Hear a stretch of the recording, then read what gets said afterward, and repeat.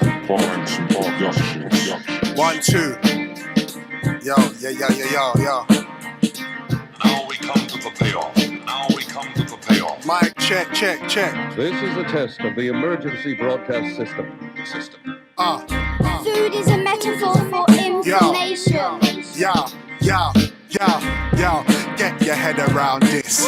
The concept, 2 men about this. Trissy sack effect, freckles, respect rebels. We'll take the stairs, you stay there. It's next level. Put up the frame, they couldn't see the vision. I'll take the blame when it comes to fruition. From 4 to 3, and then we lost 1. I won't cause a scene cause camera's on, son. It's a fast-food podcast. You look up, understand. You're in the dark with the sharks, it's a bloodbath. We got the mics, it's a fight, had a tough start. Now got the stripes, it's in sight, it's all love car. Morgan Heights, it's food for the mind. A feast for the palate, you can eat the design. Serial killer with a splash of cold milk. These men are built away lactic acid hold skills. Yo, give me the space, we need the mic. You know the vibes. Camera, action, lights. We do what we do, we say what we like. It's the FFE. It's the FFE. It's the FFE. It's the FFE.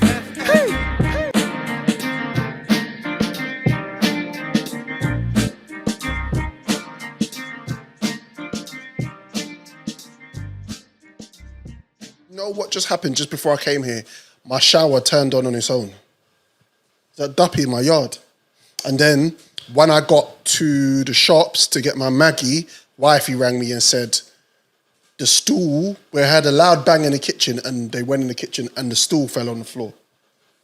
Mind you, the stool, there's nowhere of it toppling over. It's like got legs, everything. I'd rather you than me with them type of problems. I'm thinking, wow, who's been in my yacht? What's going on there, man? So maybe, hopefully it's one of my ancestors just, showing some love. But yeah. Show some love by wasting your water and throwing furniture on the floor. That's not showing love, man. This current energy crisis and prices and thing, showing you love, they should mow your lawn or something. Bro. You know what I mean? Bro, I'm just praying there's a good spirit. Yeah, fair enough. Speaking of being in good spirits, I'm the only father here, so Father's Day. Okay. I was looked after. It was love. Woke up, got my card. Got a few presents, just things that I needed, which is nice. I was very much appreciated that day. Went out, got something to eat. Yeah, one of them ones, man. Okay. Shout out to my you've mentioned this before, but I'll ask you again. You intend to be a father at some point in time? Yeah, for sure. Yeah. Joe? For sure. Want to be a pops? I feel like Joe. Yeah. Not until I understand this AI thing, I'll be real.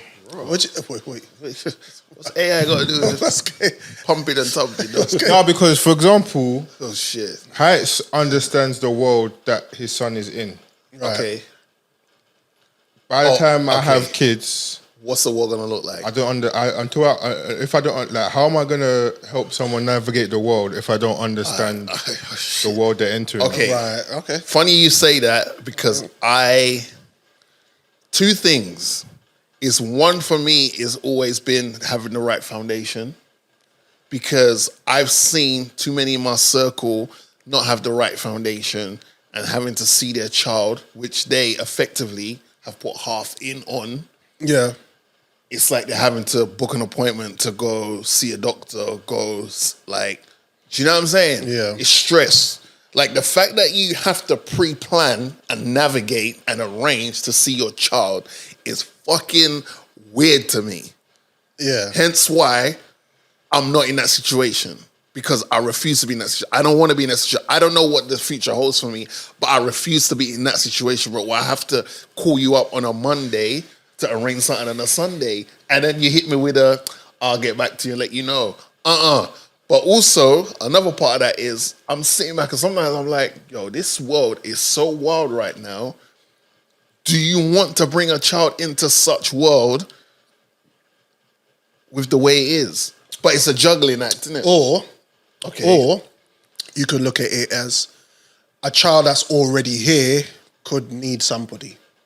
This is true. So there's many ways to look at it, but when Joe opened that can of worms, it just made me realize, yes. I think what Joe said, what I'm understanding from what Joe is saying is he needs to understand the world more before he even thinks about going down that lane. What I would say to Joe is that really doesn't have a part. But for example, you understand social media. Yeah. Do your parents understand social media? Nah. So imagine if you didn't understand social media and having to navigate your son through that. Yeah. Yeah. And we don't even know what it's gonna look like in 5 But years. but like you're clued up. Do you know what I'm saying? I think navigating my son through social media will be him not even having social media like that until he's a certain age. What age though? But you say that, you might not have control, or in your head, you think that's what's going to happen. Well, he might have an account on a burner. and you don't even know. As boys, as you know, at a certain age, a lot of our parents didn't know what we was doing. This is the facts. But until then, you are the guardian protector. Yeah, of course. Like my son doesn't have TikTok. He had it for a bit. I pre'd it. I was like, nah, it's too old for you. You're not ready for this. Yeah. It's a social media I don't want you invested in. Just deleted it off his thing. You know what I would probably... No, because for me, like I see too often, I'm not even trying to do that whole thing, but just for peace of mind, a lot of parents just slap the iPad in front of their child and then just leave them to it. Yeah. But all right. That's a... Do you want to have this conversation now? Though? No. That's yeah. We do. Yeah, okay, cool. Yeah, that's fine because we're starting very heavy. No. We're gonna switch it. Don't worry. Cool. All right. Say no more. It's just along the day of Father's Day, and I think if I'm a father and I'm sitting amongst potential fathers, it's good conversations to have. Right. I feel like with iPads, it's important again to schedule how much your children use it. Yeah. So, for example, for me, my son can't use his iPad until he comes home and does his homework. Right.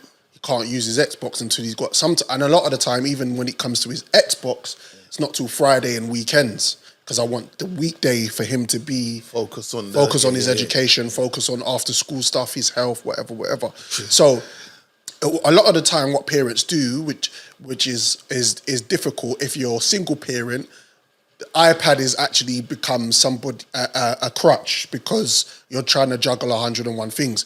I'm praying in our situations, me and the rest of you guys, that you will find a partner to raise somebody with and have a balance with. Yeah. And that goes to the main thing. The main thing of this conversation is you guys choosing the right person to have a child. This is it. Because you touched on it. All right, I don't want to be doing this. I don't want to be making phone calls for this. It's you know what? Yeah, okay.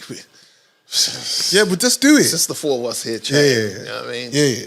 Bro, there's times it's kind of got me emotional for my friends and family members, seeing how they have to navigate it. So I will see how they are with their child. And it's like, bro, it's like, the Satan apple of their eye. Right, yeah. The apple of the eye, where it's like if their child runs out in the middle of the road, it's not even a case of how can I grab the child? It's I'm just gonna run in front of the car and get the lick, and my child can just walk across like nothing happened. Yeah. Like I see that. And then I see the flip side of that is them trying to navigate.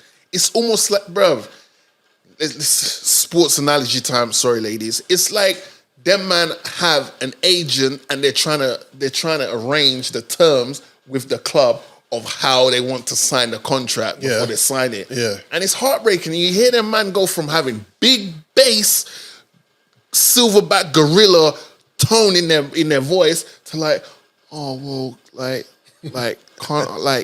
I'll come around for like, even if it's just like an hour. Yeah. It's like, just give me like an hour and like, it's not a lot of time, but I can make it work.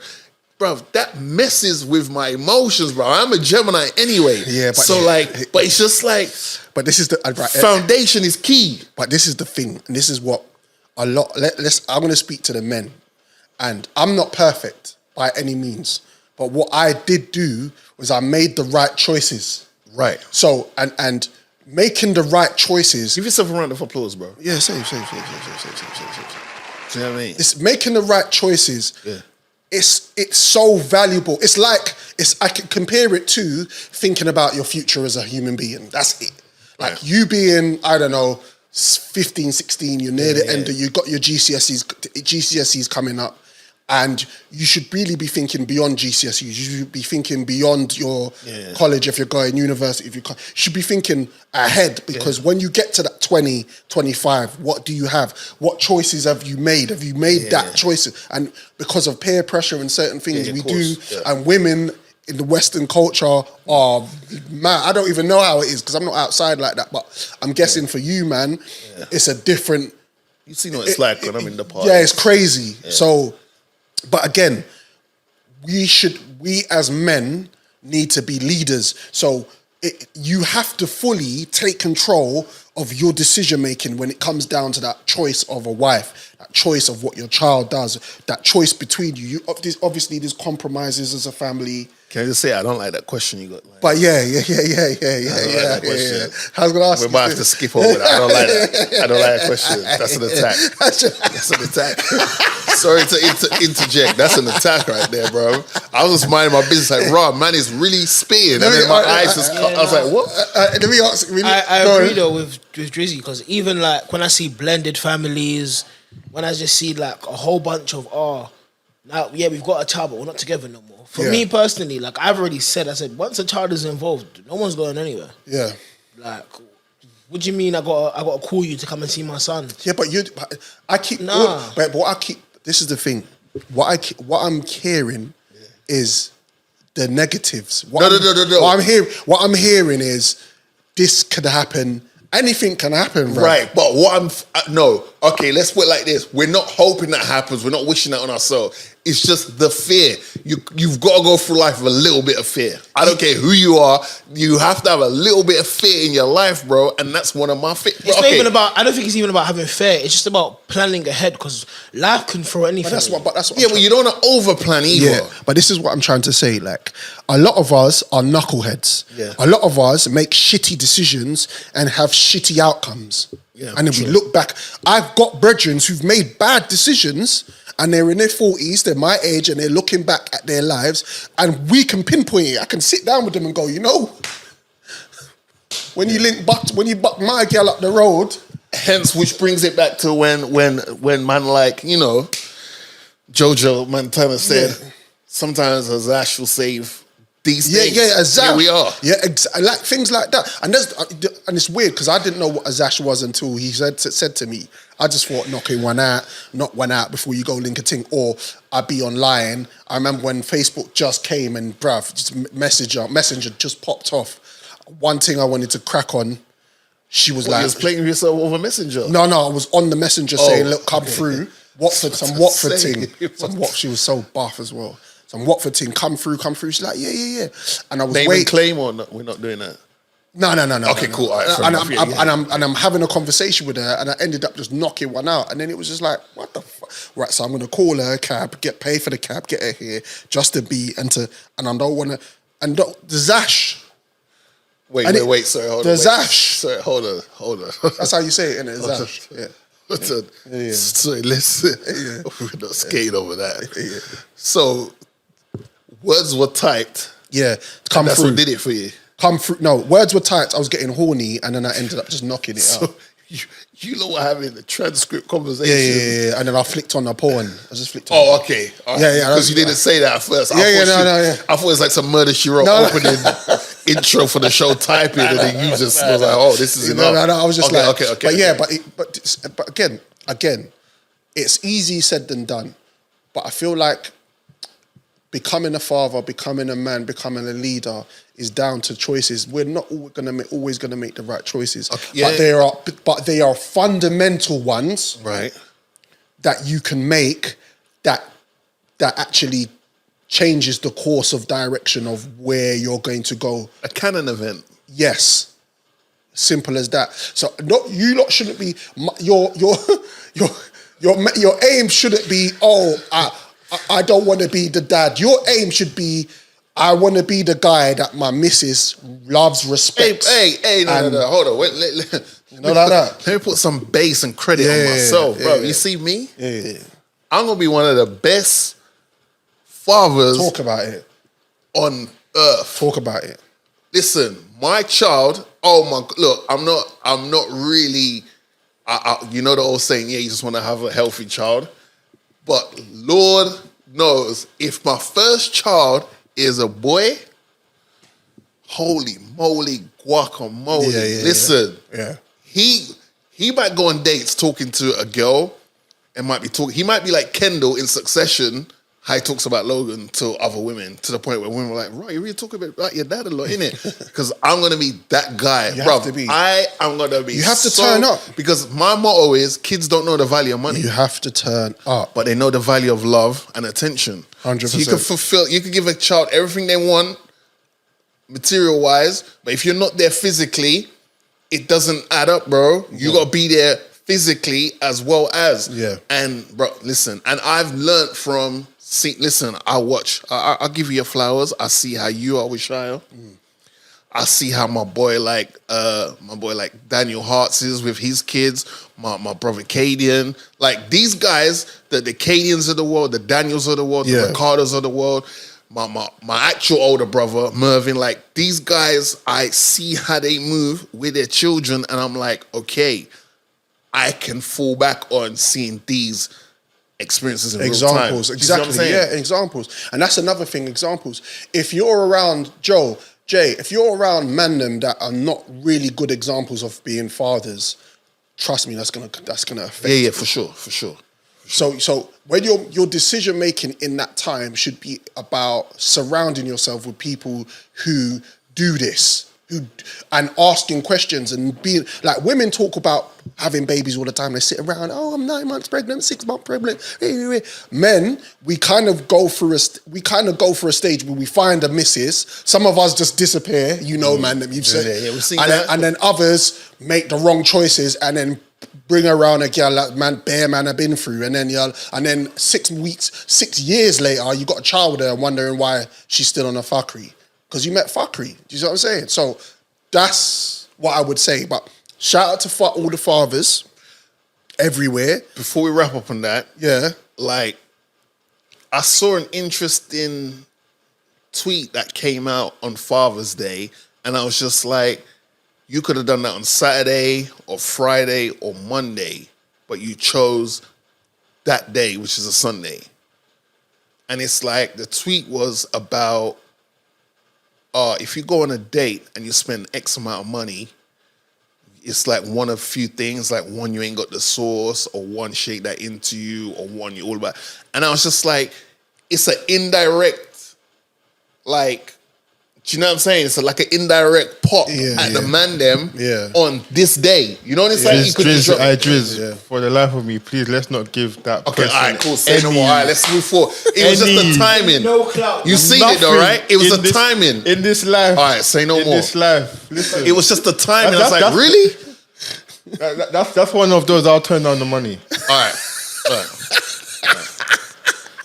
All right, there's a lot to talk about. There's it's going to be an interesting one today. I'm happy to be here. That is not getting asked. Oh, yeah. You need to mind your business. Later on, still. You need to mind your business. Fast Food Podcast, Drizzy Saka Freckles, Morgan Heights in the building. Shout out to the man. And we're going to start the show like this. I think it has to be done, innit? Like, you messaged me. I was like, all right, cool, let's do it.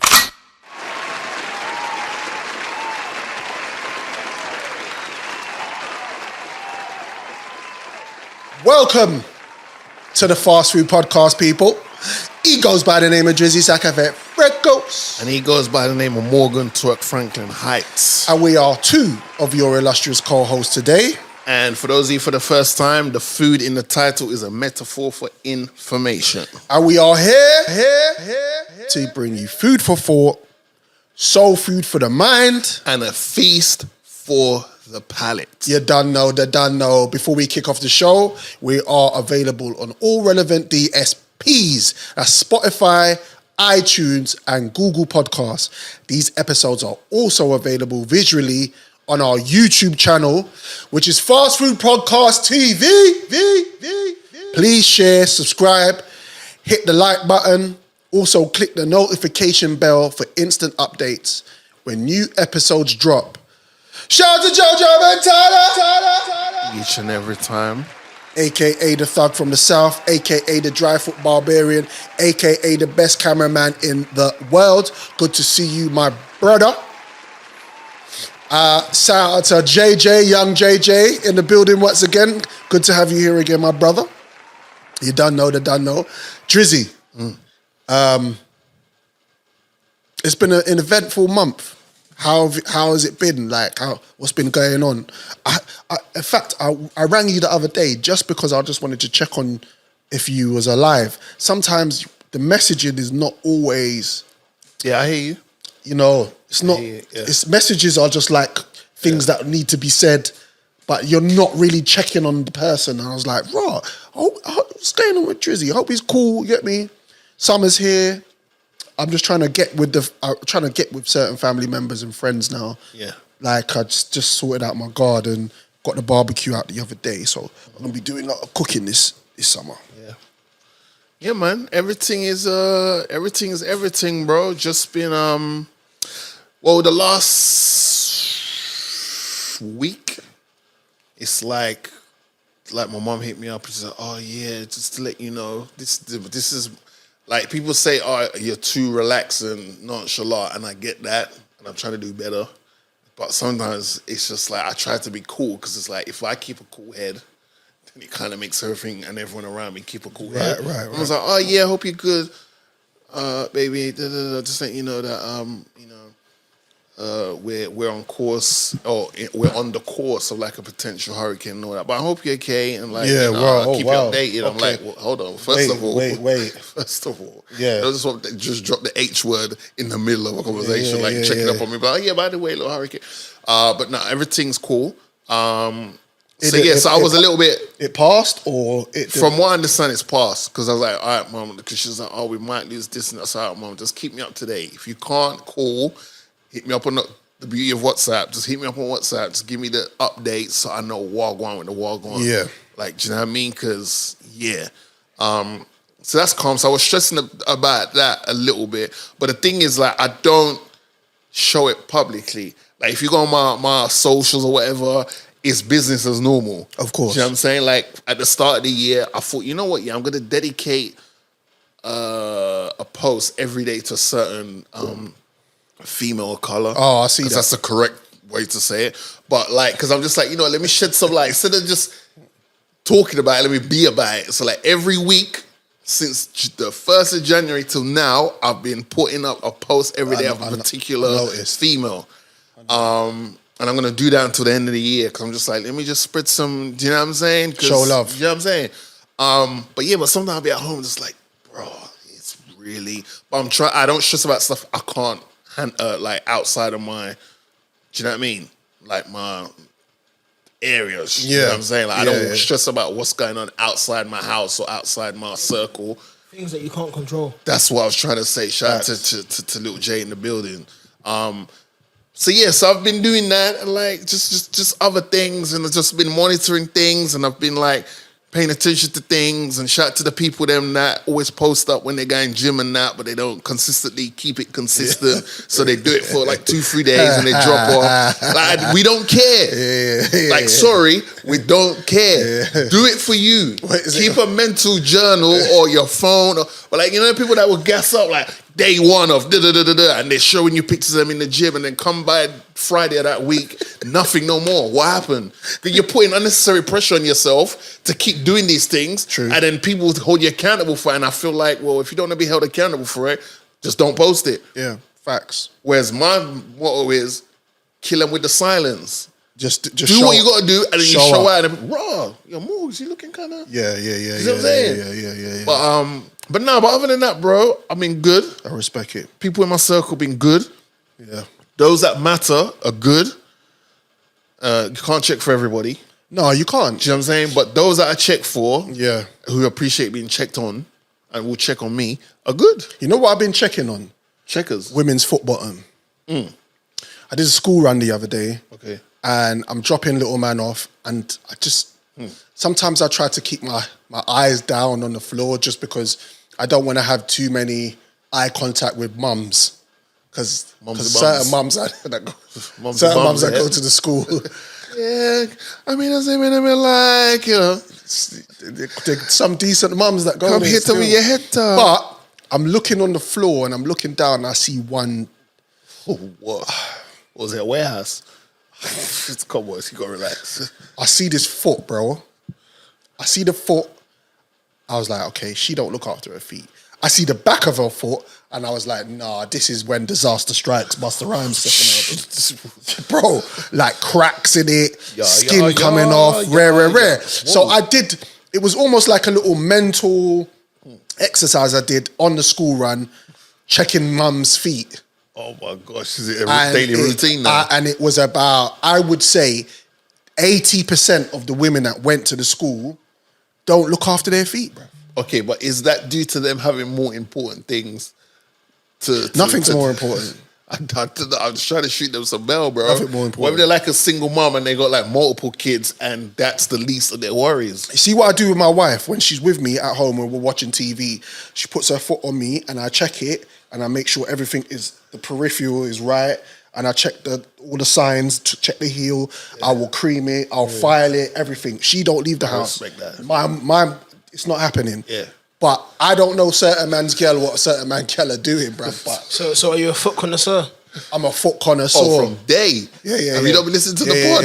From day. Yeah. He's even inspecting. Bruv, I mean, he's inspecting man's foot as let well me- now. let me- I'm surprised you of all people are saying that because at the start of the pod, man said he would yam your foot. Yeah, I'd say. Hey, by the way, for all you lot listening, I'm not involved in that, innit? No, I didn't. Man said he would yam your foot. Did you or did you not say that? I said because he wears Crocs and Crocs look like food.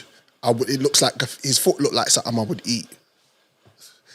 That didn't sound any It's better. a more extended version of what I said. Brother, this is getting worse. It's a more extended version of what I said. I just want to reiterate to the viewers, listeners, that this is non-consensual. Yeah, it didn't sound any better. Yeah, at least get man's name. All right, first. but let's talk about it. If you're a woman and you don't keep your foot tidy, what else don't you keep tidy? I like you. Kickback. No, but here's the thing though, right? I am Tell her pussy better. like you. Let's say no. Well, here's the thing, right? I go to the nail shop. I get feet and hands done. That's my thing. I don't comment on the feet like you do, but I do pay attention. I do like women who got like the nice, like, you know, like the nail varnish that complements their skin tone. I do pay attention to that. Sometimes I might forget to compliment them on it, but in my head I'm like, shit, that looking good, you know. Yeah, that's so I looking- understand when you offered to yam Little J's feet, because I look at some women's hands, I'm like, that looks nice, you know. Like I'd easily run a one in my mouth or something, It finger doesn't- two. I mean, like if she's eating food, I'd easily. It doesn't take Off her long. fingers. It doesn't take long to just get some baby lotion or oils or cocoa butter. Just rub it on your foot before you leave the yard, man. Yeah, but I've got the thing, you know, like those things you do for under your feet. Yeah, like yeah, the yeah, dead yeah, skin. yeah.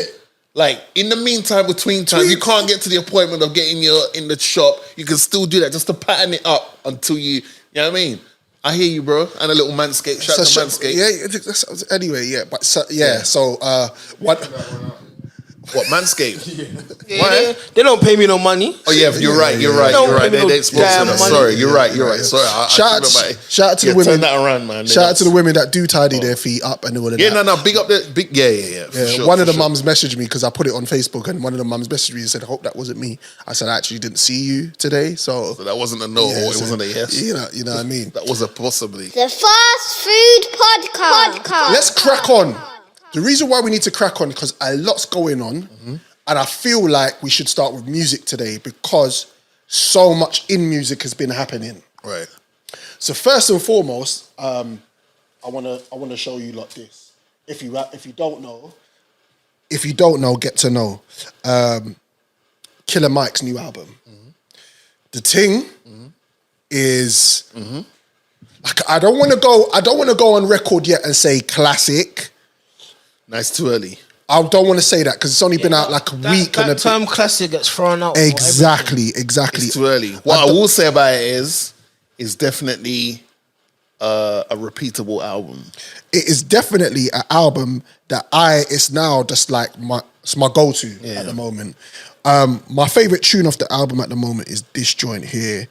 It's called Run, and it features Young Thug. Yeah. And it's with a monologue from Big Dave, yeah? Here we go. So we got Andre 3000, Future, Young Thug, CeeLo Green, Ty Dolla $ign, Jagged Edge is on the album, 2 Chainz, and many more. Have you listened to the album yet completely, or? Yeah, it was one of those. I like obviously because Outkast are my favorite group, so I always. Killer Mike is like a honorary like third member of the thing, so I've always kept an eye on what Mike's doing. Obviously with the him and ELP with the Run the Jewels run they had. That's right. Those were fire. That tune on the Black Panther soundtrack, the first movie. So yeah, and he was talking about this for a minute, and then it got to a point where I was like, actually looking forward to it. Yeah. But then I was like, I wish it didn't drop on a Friday, but it dropped on like a Tuesday. Okay, yeah, because that's their change. Everybody's kind of moving. It's annoying. Everybody's moving. Drop now. it on a Tuesday. Yeah. So it's not getting caught up in because he's not a prime premier blockbuster name. No. Like, do you know what I'm saying? So I didn't want to get lost in if a Chris Brown track drops or a Drake track drops or whatever. But yeah. Nah, I am, even though they've confirmed that as of right now, this year there's been no number one hip hop album or hip hop song on the Billboard charts. Yeah, that's the first time in years. Right. That doesn't necessarily mean that the quality of music out there is not good. It just means that there hasn't been something that just sparks the massive. Your big artists haven't really been outside. No heavy hitters have really dropped. I guess like Dirk's probably like the biggest, but like Dirk's in a weird space because there's a lot of like people who follow Dirk, but I don't see Dirk as like that guy. I see him as someone in the army that's definitely stands out. Yeah. But definitely check out the Mike's. Check out. I mean, it's No ID's production. Yeah. And No ID. I fucking the last full album he did was like a little 444. Yeah. And he's just little independent albums. I was very, very engrossed in the interview he did with Joe Budden. I haven't checked that out yet. And he was talking some. I mean, Killer Mike he's one of those outspoken, eloquent. Did you ever see his show on Netflix? No. You should check that out. Yeah? I think it was like 2 seasons. And what was he doing? He was in Atlanta going to places, and it's kind of like from his perspective in a situation where he's not in his comfort zone. And I think he was also trying to push just like the Black Dollar and stuff like that. And trying to create his own version of Coca-Cola. And it was really good. Yeah, bro. he's deep. Really good. I definitely recommend it. If you I'm sold on him. Yeah. I'm sold on him as a personality outside of music, because I'm not gonna front and sit here and act like I'm a big Killer Mike fan. That's fair. I can't tell you that. Yeah. But because of the interview, I went and listened to the album literally off the strength. Well, Again, and that's what made me. He speaks eloquently. Yeah, he can be an N-word when he wants to be, like us all. Do you know what I'm saying? Yeah. But like he speaks eloquently, and when he's making a point, he's probably got like 5 other points to support the point that he's making. Yeah. And he's very about self and us. 100%. And us like paying attention to the strength we have in regards to how we spend our money, our influence, the culture, yada, yada, yada. So, man, Michael, big up yourself. Yeah, check that out. In other news, broski, talk to me. I was just like, I was minding my own business. I swear to God, I was minding my own business and this happened. I was stunned, shocked, but then I was like, you should never ever speak on Pusha T's name in your life and think that you're just going to get away with him not saying something about it. Now, going back to several podcast episodes, which was with a man like Shorty Blitz, where we were talking about when it initially was Jim Jones was going around saying about he's not a top 50 rapper, and name me 5 songs, that's not clips one, and he's not featured on, and and initially from how Jim Jones presented it, and I think Joe alluded it to it as well, where it was a little bit, what's the word? It was he was making tangible points, but it wasn't genuine. It was agendas. It was agendas. Right. That's the word he was using. It was agendas. And so obviously I've heard this. I'm watching this, and I didn't even know it was a Louis Vuitton. Which we'll get into later. Yeah, I didn't know it was that.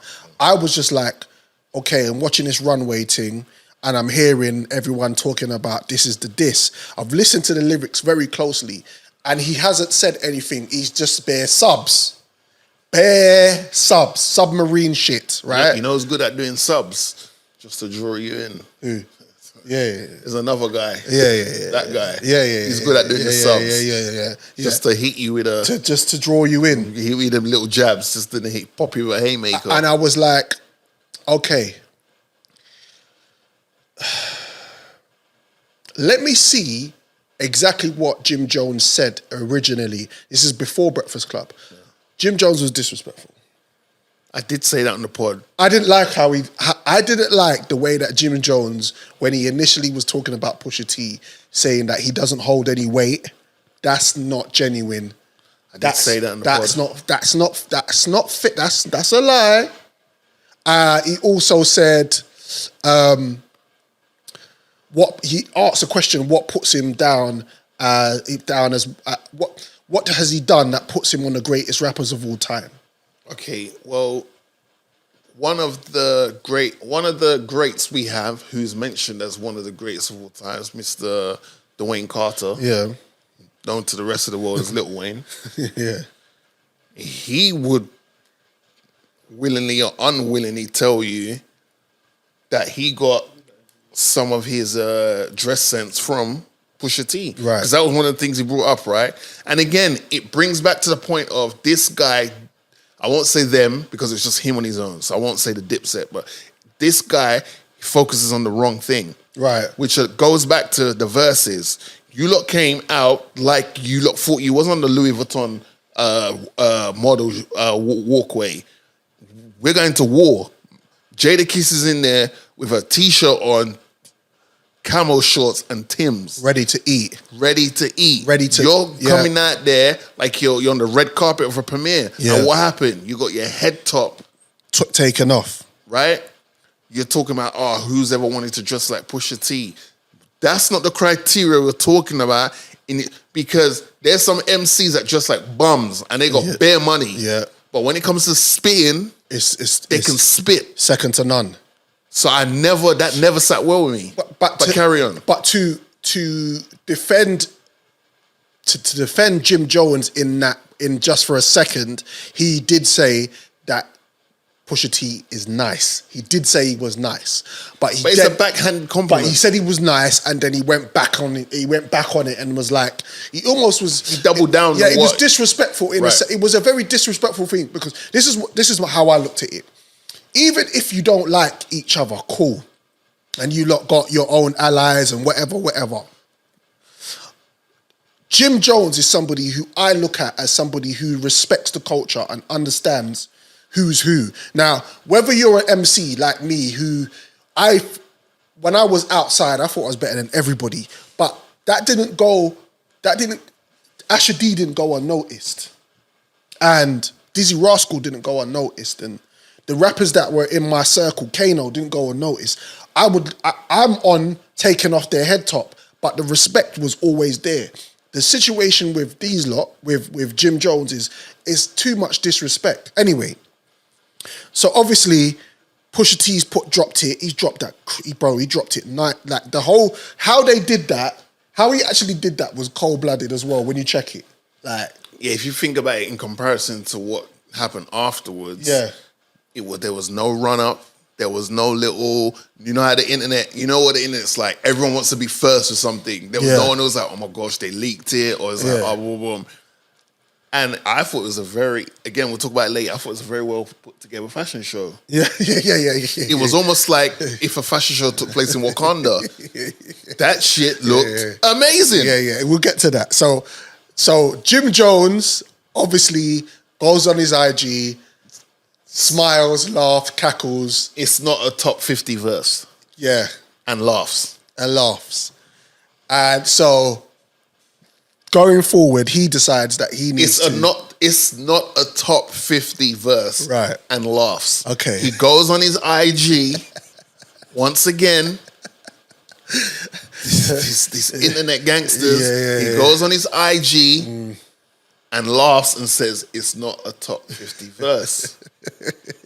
And then I see this pop up. Okay. And I don't want to be disrespectful because I don't want to be that guy that's disrespectful. El Chapo. But that ain't enough for me. Okay. And I'll tell you why. Go ahead. Cadence is all over the place. Yeah. Some of the lines I can't hear what he's saying. It's almost like he's trying to say a lot in a short space of time. Yeah. Slow down. Yes. Because it's Slow a war zone down. now. Yeah. It's a war zone now. Yeah. I need to hear everything you're saying so that I can then make a very quantifiably factual statement and say, well, you've won this round based on what you're saying in comparison to what that guy was saying. I could hear what the other guy was saying crystal clear, and motherfuckers are walking down a runway, bro. You had time to prep. I heard too much enamel covers your necklace. Very clear. I buy bitches, you buy M sections. I heard that very clear. Misery fueling your aggression. I heard that very clear. Jealousy is turning into obsession. I heard that very clear, those lines. When I heard Jim Jones's version, it seemed rushed. And this is when I was like, Pusha T is now top tier murderation artist of, look what he did to Drake, right? Let's see, and look what pictures just come up as like a... Did Pusha really win against Drake? He did, bro, let's not do that. We're not doing that. Drake didn't reply to the... Drake didn't reply, so as far as I'm concerned... allegedly, we're saying he didn't... I didn't hear nothing. He didn't reply. No, he replied. He replied. Where is it? Drake has... He's made many... All right. Can I end this? Put a pin in this right now? Yeah, because we're moving the goalposts at the moment. Pusha T made Drake be a better father by his diss record. Carry on. If anyone wants to deny that, please present me with the footage. The fathers of Father's Day. Please present me the footage to go against what I just said. Yeah, but when you deep what he said in Emotionless, I wasn't hiding my kid from the world. I didn't rate that though, bro. I had to let him land. Sorry, I didn't. You had to let him land. No, I didn't like that. Because when you deep what happened in the world, what was happening in the world, that was soft. He was right, bro. All right, let's wait. But how is he saying that though? How is he saying that, bro? Why did you let your son on social media? All right. It's meaty. When Hove had his first kid, we knew about it. Yeah. To say. Yeah. We knew about it. Yeah, we did. They did it in their own way, but it wasn't like someone leaked it or blah, blah, blah. We knew. Boom. He did the rollout. They did their rollout, but we knew they had a child. Yeah. We didn't. Him and Beyonce. Exactly. What we doing? Oh, so what? Never mind. So what? Wait. Never mind. No. I don't listen. Again, I don't care who you have. Land. No. Wait. Okay. This is not acknowledging. No, bruv. You had. All right. Let's bring some context to those that don't know. All right. Say you are a popular guy and you start messing with an OnlyFans chick who's on OnlyFans popping. Yeah. Like it's fried chicken. Yeah. You lot mess around and then you just so happen you got her pregnant, you have a child with her. And you hide it. Okay, you may not want the world to know she's the mother of your child. Yeah. But that doesn't mean you don't say you have a child. Whether people find out who you had the child with, that's another thing. But you don't hide the fact that you have a child. Drake was moving like he's yet to have a child. And it's only when Pusha told him, be a better father, that's when we found out you have a child. It was only when Pusha told us he had a child did we know he had a child. I feel like there's a theme going straight through this episode. Fathers making decisions. Okay. Remember I said that? I want you to make sure that you announce that you're having a child and not the baby mum or your brethren down the road that's beat your baby mums. You tell him. Disclaimer, first of all, ain't nobody. So let's get back to Pusha T and Jim Jones. Jim Jones was rattled in that verse, and I could hear that he went to the studio. He was rattled long before that. He was like, if we're gonna be sincere, that IG post showed me he was rattled. He didn't laugh. He was rattled because he thought, oh, I'm just gonna hear since the interview is gonna. That's all it's gonna be. Yeah. Then whatever says on the internet, don't stay within your circle. It goes outside. Facts. So and then when it's like, I'll do the same. If I say something amongst you guys, it ends up on shade, bro. I'm doubling down because that's just ego. I'll be so real. Yeah. I respect it. I was just quiet because at the end of the day, I was sitting there trying to be as unbiased as possible because obviously Pusha T is my guy if we're going to talk about both of them. But I'm a hip hop artist and I'm a connoisseur of this shit and I like lyrics and I love content. So I want to see something go. I want to see the back and forth. I want to see the back and forth. I just felt like you just got drawn out now and the reply was like, Pusha T sitting there saying, I got you. I got you now. I made a comment. Go for it. That's now got 346 likes. Oh, you hit a nerve. Okay, just read it. It's right there, yeah? No cap. Just read what it says, please. Verbatim, full stop, commas, everything in there. Don't let that jab fool you. You reply with a record. Pusha T might drop a song that makes you get married. See how he made Drake's a better father. Because here's the play. You have to. Eminem brought light to this in 8 Mile, where the best way to neutralize your opponent is to, as they say, self-deprecate yourself. You need to bring out your own flaws before your opponent does. Yeah, that's the same thing as laughing at yourself. Right. If you're cussing me out and I'm laughing at you, I'm laughing at myself. I'm neutralizing you. Right. Now we've known for time. One, I think she proposed to him. So Jim Jones's missus proposed to him. Okay. You're giving a Donny. That's an extra look. Let's take away how I can go at you on a hip hop rap tip. Let's just look at your love life side of thing. Right, that's another clip to put in the chamber. You let your wife propose to you, and I think it was on Love and Hip Hop. Right. So that's out there. Yeah, it's peak. 2, you two have been fiancés.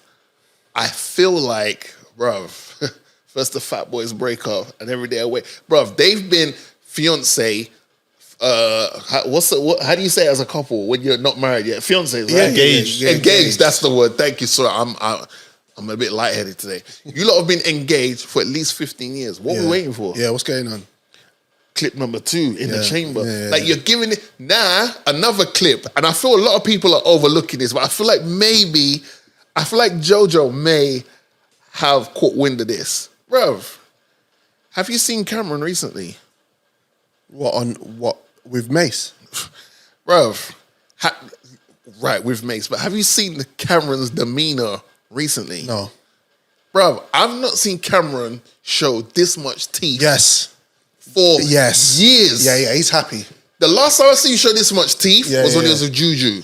And that's why I said with Mace, because I've been putting up little clips from their sports show. It is what it is. And it's entertaining as shit. Right. And I didn't know that Cameron even had a personality like that, bro. Now, my point, I say what I have to say is, we've been talking about clips to put in the chamber. That's a potential light the fuel and drop a bomb. Yeah. Because Pusha's watching this guy, this Cameron guy's now got with his day one guy, and look how this guy's moving. Yeah. He is happy. Boom, boom, boom, boom, boom. Where's Jonesy? Realistically, that should be Jones. That should be Cameron and Jim Jones. It's Cameron and Mace, and Cameron's all court side at basketball games with who? Man like Murder, having the time of his life. And where's Jones? Jones is in the corner, looking at this, trying to bread the guy who came into his town, had a sold-out show, gave him a little bit of come out and do a little something. You're doubling down on this Pusha. Bro, there's 50 names in that list.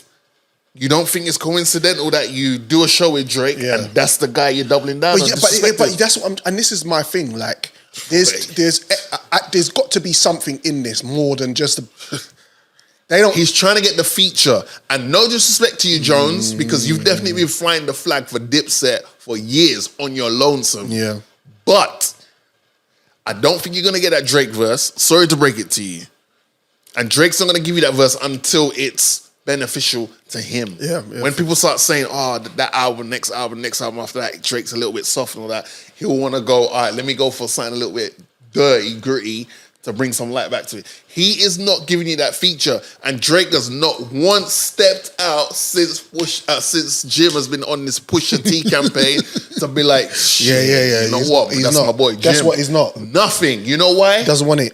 He doesn't want to get back with Pusha Thanos. He doesn't want that again. I saw clips of Pusha T on Drink Champ saying that when it's my time to go in and battle and take off someone's head, going too far, there's not such thing as going too far. So all I want to say is quickly on this. Amen. No. Okay. I don't want to see this go to a. It won't. A physical. It won't. I don't want it to do that. Won't. Keep it hip hop, keep it culture. I don't know, man, because Pusha might say the wrong thing and Drake's got the shooters lined up outside his window. Yeah, but that's what I'm saying, because on the level of how we perceive Jim Jones, that's what he is. But we don't know. What do you think? Pusha T just. Pusha T moving. Do you think you just think he just walks on the street on his own? Pusha T's moves in a different circle. So how do you decide who wins? Because is it a social media game or a music game? Nah, music. Because Pusha T is not. Pusha T doesn't do IG lives, bro. But that's what I'm saying. Because like Pusha T's got far too much shit going on. The issue now is if like Jim Jones doesn't have to win musically for him to win. But this is the thing. If he does something physically, touch wood, that's I'm not even talking physically. I'm talking more on like a personality level. Yeah, but how? Nah, bro. How? Because it's about like for him, it's probably more just about he can just make it funny. Yeah. If he makes it funny, if he makes it, then I feel like that's him conceding. He's lost. Then it's like, it makes it annoying for Pusha T because it's like this. Like I feel like Pusha always wants to go there, but no one ever wants to go there, so he gets. But the only thing is, Joe, is Jim Jones has replied, so now we're involved. Like I think we're going for round 2. We're involved now. Like, but by the time we finish, but then. Do we really feel like Pusha has to reply to that? I don't think he has to. I don't think he does. But Jones said a lot in that. I felt he said too much in round 1. I just think Pusha T is a very calculated Donny, and he's prepared. That's what I think.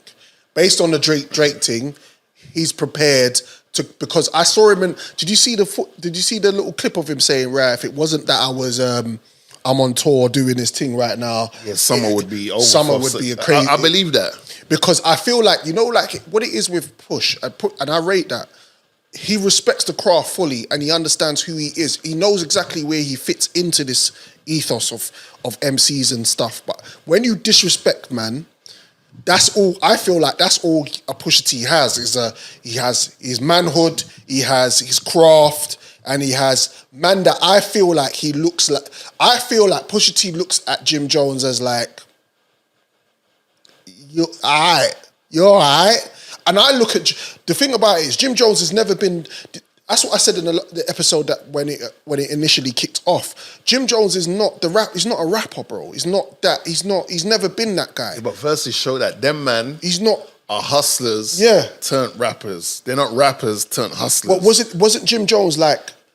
Hype man. He learned he couldn't rap before. No, I think Mace taught him how to rap. Yeah, so and you could even when you listen to the reply, you could hear the slurring and the little bit, the inexperience of an artist MC. Just for me, listening to how you record in the studio and the way that you put your words together, I just feel like Pusha T is just elite in that sense, which is why he felt disrespected and why I feel it was a disrespect saying that he's not in his top 50. But Jones has been putting out so much product, I expected a better sounding. You don't have to rush. I know you got a couple jabs. You don't have to rush out the thing. Yeah. You could take your time. Don't take Meek Mill time, but take your time and then do it. I mean, I remember when Hov and Nas was going at it. Yeah. Nas took like 3 months, but then it was like, well, okay, I see why he took 3 months to get your shit together. 100%. But Jones just sounded like he just sounded messy, and then I feel like he said too much too soon. Because now it's like you're gonna start having to search for things to say about Pusha T. Whereas Pusha T's probably got. I wouldn't be surprised if Pusha's got at least 3 songs patterned up. So it's like, right, if he replies, I'm gonna drop this, and if he replies to that, I got this, and if he replies to that, I got this. And Jones, it just sounds like the mixing's horrible. It's cheap, bro. Like again, when you come from sound clashes, I come from that. That the whole sound boy killing, murdering, MCing, Jamaica, subs, sound, talking about everything outside of the hip hop thing. And this is why Pusha T's like that. Pusha T will come for every. Listen. There's no holds barred. And I don't want it to go to any other... No, it won't. It won't. If it was to go that way, on Jones's part, that just concedes that you lost the thing. All you had to do now is get physical. And I don't think it'll get that way. It will get on top. And the irony is, clips till the casket drops, there's a song in there called Popeyes. And Cameron's featured on the song. So clearly, they rate. You know what I mean? And it's not like you decided to diss the man's name. You said too much in that. But in that conversation you had originally, you said too much. And should have ended it there, but let's keep it moving. Louis Vuitton menswear spring summer 2000 and I think my invite got lost in the post, but I should have been there, bro. Let's talk about it. That shit just looked luxurious, man. You could tell. Shout out to Skateboard P. AKA, what does he call himself now? The Pupil King. Oh, okay. Because he's learning. He's forever learning. That's why he calls himself the Pupil King. Right. Bro, you know when you say, I hope I put something together and the man them show out, the man them pass through, bro, I respect anyone who was anyone, bar us obviously, was there. I respect Louis Vuitton. Bruv, I stand by this. This looked like the Wakandan. Yeah, he put on a nigger fest. Runway. He put on a nigger fest. And bruv, I saw King of the Manor. I saw King Rashford there. Yeah. Jaffe Jaffa. I saw Sancho Sauce there. I saw man like PP. I saw man like Paul Libre, Pogba there. Yeah. You know Pogba wasn't missing that. Man were there. I see a bunch of Donnies there. I see Tyler, the Creator there. Elites. I see basketball ballers there. Busta Rhymes is there. Swiss is there. Timbo the King is there. Oh, the King. Skateboard P is there. Beyonce is there. Who else would you invite to such an event? Oh, shit. Let me not forget that guy was there. He who shall remain nameless. And he performs. Yeah, it's crazy. Rihanna's there. I didn't see any. I didn't know Rihanna was there. Rihanna was there with ASAP Rocky. Yeah, of course she. Yeah. And Rihanna, to see Rihanna when that ASAP Negroes in Paris came on, Rihanna kind of held us back. She's like, oh, I forgot. It's me plus one and ASAP Rocky. Why weren't Kanye West there? These are the questions. These are the questions. Because he had that relationship He's with Louis Vuitton Don. Yeah. You know what? Yeah, I wouldn't be surprised if Pharrell personally invited him. And he Shout out Pharrell though, man. No, I reckon it's more his issue with Bernardo Arnault rather probably than anyone else. Yeah, probably. And I mean, on that instance, I get it. Like, Yeah. that's the one instance where I'd be like, yeah, no, I stand with my man on that. Yeah. No, I get it, but I feel like P invited him. And then he probably didn't reply back, or he said to P, I'll catch you on the next one, or something. He respectfully declined. But I feel like P, because, and I saw people dissing Swiss on it, like, oh, how can you do this? But I feel like it was just Swiss. In the moment, he goes, I'm with my brother, Skateboard P, a.k.a. the Louis Vuitton Don. He did, I feel like he wasn't being disrespectful. No, he wasn't. I feel like in the moment, it's easy to call someone the Louis Vuitton Don because it's just rolls. You know off what it is? You know when you got them loose boxer shorts and your just wood falls out of the side? It just slipped out. Slipped out. Yeah, it slipped out, man. He didn't And then mean P it. He didn't mean it. then stepped in and goes, no, brother, that's not me. That's Kanye West. Yeah. And even my sister at the Sash, she was like, I like this clip. Yeah. Before I even saw it, she said to me, I like this. And she sent it to me. Yeah. And I knew exactly what she meant. And he goes, I'm the people king. I'm always learning. Taking in new information, yada, yada, yada. But can I just say, yeah, so there's a clip of Pharrell with this Louis Vuitton bag. I don't know if you've seen it. It's yellow. Yes. And Yep. instead of having what's that bit that holds it up though?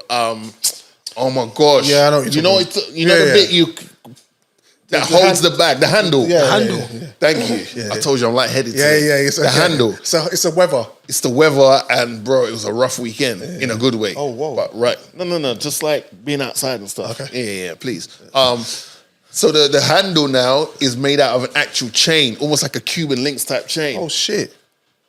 Obviously, in our community, amongst us, we have financial advisors, we have lawyers, we have fashion connoisseurs, and then we also have pocket watchers. Obviously, I won't name him,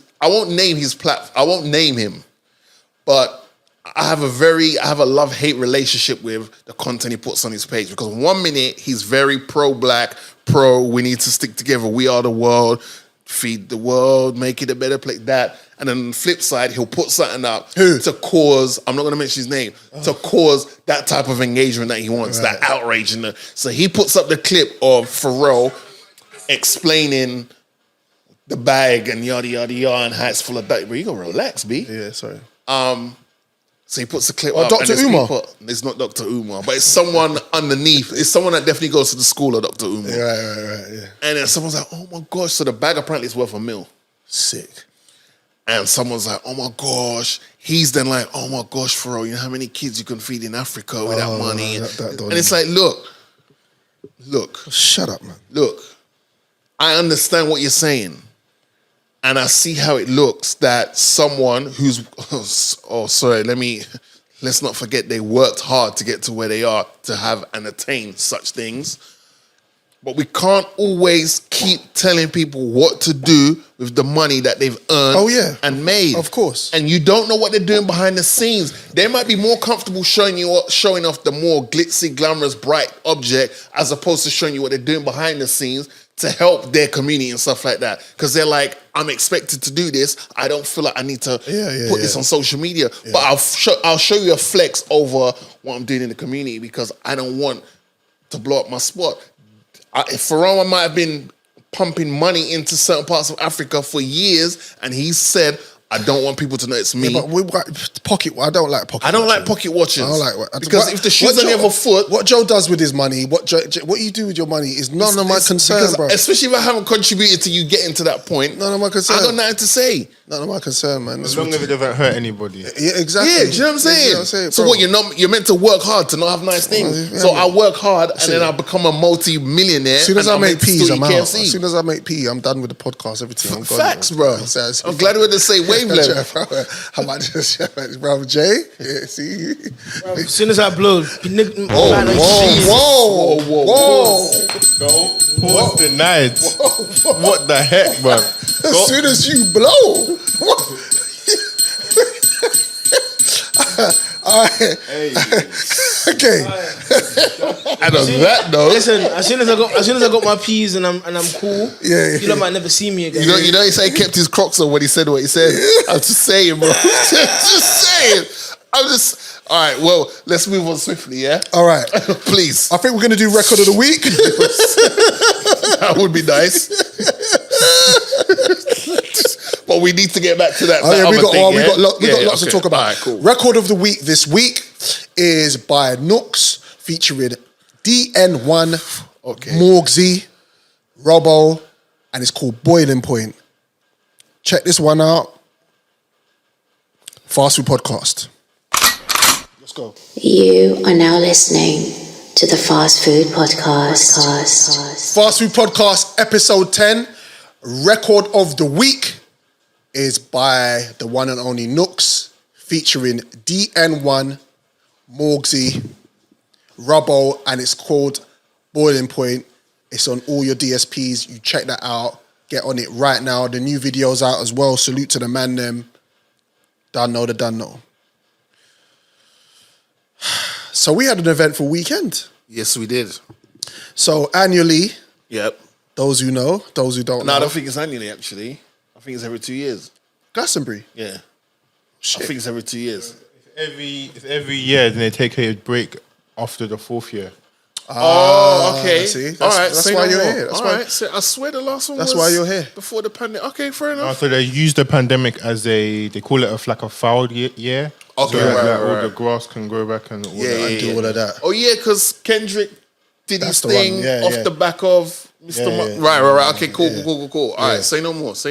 Glastonbury 2023, Oh. about nearly 200,000 people in attendance. You know, 60, I think it was 62 or 65 stages there. Crazy, It started at 5 stages. Listen, and that's I went through all the stages and I was just trying to find the man them on them, and I was like, Bro. this is going to be this. If I went through everyone, it will be all day. Pause. Nah, pause denied.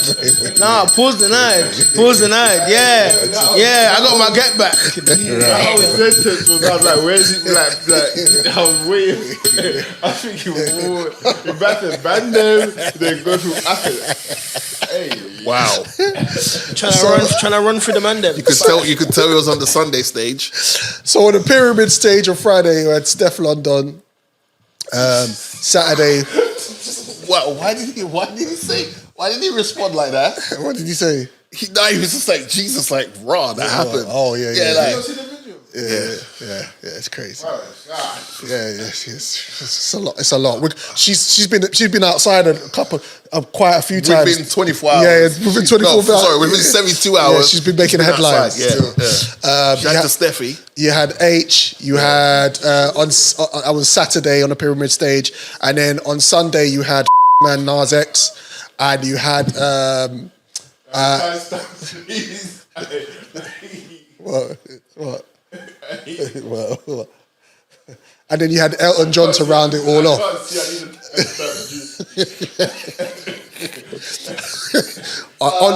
On the other stage, why do they call it the other stage? Hour 15. I feel like the other stage is like a par, like the other stage, but it's a big stage. Yeah, but I think it's just different, bruv. It used to be called something else. I think it was like, you know that magazine. What? Yeah, you know what I'm talking about. Like yeah. Something like that. Yeah. It was cool, and then they changed it up. But WizKid was on that stage. Bro, he had the crowd eating out of his hands. He smashed it. The way he gave us the extended version of Essence. Oh my God. I swear Essence is like 3 minutes long. Yeah. I think we got like a 5 to 6 minute version. Crazy, bro. And I wasn't even mad at him. I wasn't. I mad saw at him. some women at the front. I think they wanted to flash him. Yeah. They were in the essence wanted of to the juggle essence. his nuts on their chins. Yeah. Definitely. Yeah. And then Chestnuts. you had Friday. You had Krypton Conan. Shout out to them. Saturday on the other stage, you had Central C, who that was the first time I saw the impact of that record. Yeah. And you know what else impressed me? I didn't see Krypton Conan. I was gonna watch the ones I didn't see during the weekend, like one per week. Yeah. You know what impressed me about Central C? And someone tried to do a key comment like, oh, well, he was talking, so I don't expect him to have one. There was no backing vocals. None. For the bit I saw, None. there was no backing vocals. None. Which is what pisses me off Yeah, about. when you pay money and the person has the track playing as if they're in their car. Shout out to and you Diplomats. listen to it. Shout out to Diplomats. And yeah. He has the beat playing straight. And the beat playing, and he was rapping over the beat. There was no him rapping over himself like it's glorious, glamorous karaoke. Dave came out and supported. Sprinter. Say no more. And Dave's been on that. He's been in that Glastonbury a couple of times. Yeah, he does. They knew he was. They knew who he was. Yeah. When he stepped out, so that was amazing. I didn't know that Digger D was on another stage. He performed. That's what's on up. one of the smaller stages, but he was doing his thing. Bro, it's on your resume. Yeah, I've performed at Glastonbury. Yeah, absolutely. It's on mine. I've only been Glastonbury once. I performed at Glastonbury, bro, and it was amazing, bro. It was amazing. Like, did you go Glastonbury again though? 100%. Yeah. It's like no other experience. It is. If you don't like camping, you might allow it. You might have to allow it. I think that's where you know that term. You can make some lifelong friends. Yeah, that's one of them. It almost is like a holiday in the end. Yeah, especially when the weather's banging. Yeah, Yeah, and you just catch a joke, and there's like-minded people around, there's music heads around, there's people just having a good time. You know the year I went? Have a guess. Who was headlining? Lady Gaga. Nah. Fagaman X. Hour 19. Yeah. So hour 15 and hour 19. Was it Hoves? Yeah. Oh, you was there for that? My G. That's... Bro. Today is gonna be the day that I'm gonna throw it back to you. Yeah. When he did that, he won over the crowd. Did you go knowing, or did you go? Bro, I had not. Okay, first of all, let me not say it because it sounds like a because it was Passer leading up. There was Passer leading up to that, wasn't there? Yeah, but I think once he got announced, him and Oasis, they went ape shit. Yeah. Oh, you can't have hip hop at Glastonbury, and I'm not sure. I could be wrong. Because I feel like maybe the dons before him may have gone there, but they might have gone to the lesser known stages. But I think it's because he was headlining. Right. That's why.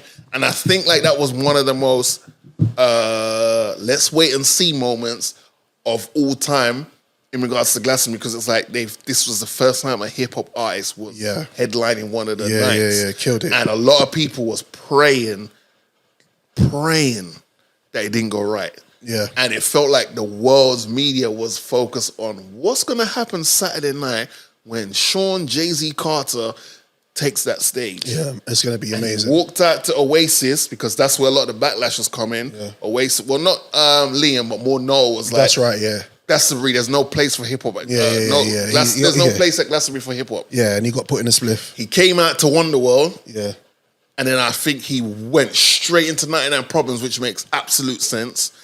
But when he did the Wonderworld thing, he won the crowd then. Yeah. There was nothing he could do after that to lose the crowd. Because they was like, oh shit. This is art. This is an artist. This is like calculated shit. This is Hove, man. It's like, let's not get it twisted. He knew to get to where he needed to get to. That was a setup. But he didn't say anything prior to the lead up to his performance. No. He just dealt with it right there and then, a la a Pusha T. Yeah. He just dealt with it on the biggest stage he had. Yeah. Let me do a rendition of the guy's song who's been the biggest talker of hip hop doesn't deserve to be at Glastonbury. And I went and performed. It's the year that Michael Jackson died. Damn. Yeah, it's the year that Michael Jackson died. So imagine.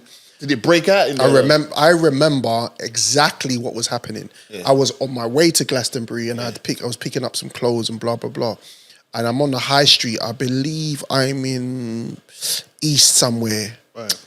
Shoreditch somewhere around there en route, right? And people are driving past in their car saying, "Michael Jackson's just died.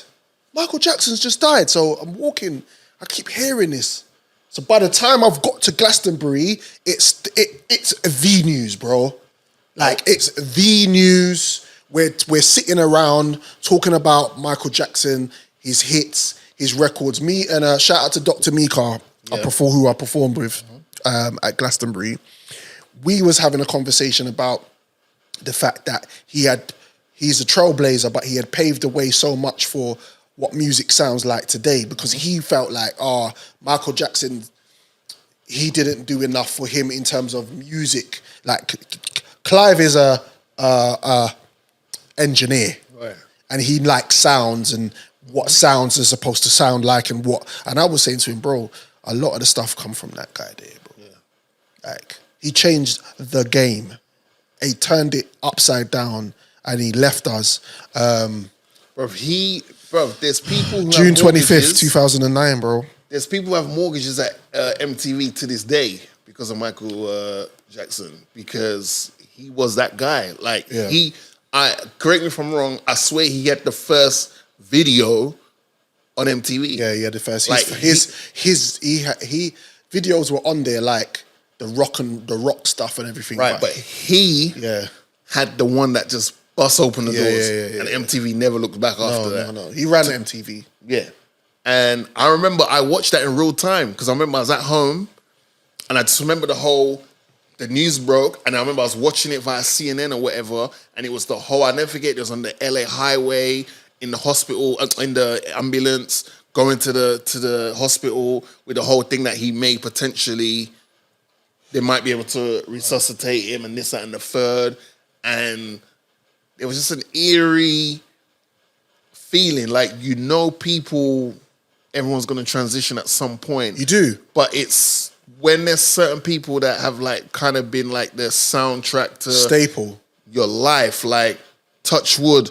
But like, I feel like if a Will Smith, for example, I feel like that will hit a lot of people hard because it's like from Fresh Prince days, you've known literally Cousin Will. But you got to think though, we're talking about Mike. Yeah. We're talking about Jackson 5. We're talking about he far transcends Will, but like him. Like I feel like I felt like Michael Jackson was always. I didn't expect Michael Jackson to grow old. I just knew just the way he lived, the things that had gone on, way he looked. Certain things had just happened. I knew we weren't going to be around for as long as we would have liked to. Like a Lionel Richie, still going. Exactly. Yeah. But when he passed, that whole day, that whole moment, and obviously it was Glastonbury that weekend. So don't forget, he was also promoting This Is It, the last tour, and he was meant to be at the O2. That's right. Because the O2 was still young then. That's right. And he was meant to perform there, and he's like, this is my last tour. And I remember we were all getting gas, and I was like, I have to go. If this is it, I have to go. And I remember there was all the little like whispers like, well, should he really be doing this? And has he still got it? And all of that. I remember them whispers. And it was peak. Like, even at the barbecue that I was at over the weekend, I just went down this rabbit hole. Pause. Of no, don't do that. And she tried, but it's fine. You tried. God loves a try. And just playing these MJ songs, bro, from like Liberian Girl to You Rock My World to Rock With You to The Way You Make Me Feel to Pretty Young. Like Mike was he knew how to speak to the. You know what? Yeah, I think let's talk. I think Mike was a pimp, bro. He's just smooth with it, bro. I think he had a revolving door of women. I think Madonna always wanted to beat, but she probably wasn't his style, and he allowed her. But Michael's slapping a lot. One of one, man. Yeah, one of one. Yeah. So I want to say salute. Yes, sir. Shout out to Michael Jackson, the family, the you know they're in a biopic, right? That's right. Yeah, that's right. His nephew, like his actual real life nephew, is playing him in the film. So let's see how that turns out, man. If it's more NWA Straight Outta Compton than it is All Eyes on Me Tupac, then I'll be okay. Yeah, for sure. I mean. The Fast Food Podcast. All right. Guys, I don't know how I'm going to approach this, so I need your help because I don't know how to do it, right? Not what you think, but like how to present this next segment. I know. I think I know. I'm going to let you do it. Okay, so I wasn't even paying attention to this story, but from my understanding, it seems like a group of people that had way more money than sense didn't know what to do with it. Bro, you nearly there. You're nearly there. Do we even think it's real? First off, do we think it's real? I need you to, because the Simpsons be predicting too much. I need you to say the same thing again, but I need you to put colour in it. Okay. So I wasn't paying attention to this story, but I somehow caught wind of it. And it feels like some people who are of the hue of white Caucasian and who've got bare money just felt like, we can't pay for vices. We get that for free. Yep. Clothes, we probably get that for free anyway. Yep. Whatever we've been to Epstein's Island many a times. Whatever we yearn for, we get it because we can pay for it. Yep. What can we do? Possibly. Yeah. Let's go and see the Titanic. But we can only see it in a little tube with a TV inside, a little toilet, and one see-through circular window, and then we'll go home. First of all, that's the space they were in. That's far too small to be with a bunch of man them. So fire, let's keep it real. So we fire for the space. First of all, fire for that. Like, who do you reckon went toilet first? You know what I'm saying? Like, what? The first person to do is shit is a rugged, bro. Like, none of you man then thought, you know what? Do you know what this party's missing? Some gal them. Yeah. No one thought, let's put on BBK, too many men. I go, oh, wait, whoa. 1, 2, 3, whoa. Too many. Let's bring some ladies to the party. There was no ladies on the team. 5 Donnies. Am I right in saying that? 5 Donnies. Just 5 Donnies. 5 What is it, Donnies. 5-a-side football there's there too? They paid 250 grand each. Yeah. One of them, the main guys, was CEO of this company, Ocean. Wait, they paid. Hold on. How much did they pay? Ocean Gate. How much did they pay? 250,000 each. And there's 5 of them. 5 of them. So it's basically a meal. Yeah. So hold on. Sorry. I just think it's mad that they managed to find 5 people that were going to do that. Because hold on, I can't even get man them for 7 aside at Power League. Yeah, but you're right. So one of the guys. He does this. He likes exploring. He's climbed up 100 mountains. He's been there. They're chasing the rush. Yeah, he's been to the moon. Cool. And he's been because that's another thing that they said they've been to. But we won't go there for now. But yeah, he's one of those guys that likes to explore. The guy operating it owns the company. Owns the company. He was down there, bro. And then the other Donnies, I don't know, just rich Donnies, innit? Like, right. So they'll put in 250K. Just bear with me for a moment. Yeah. They all put 250K in each.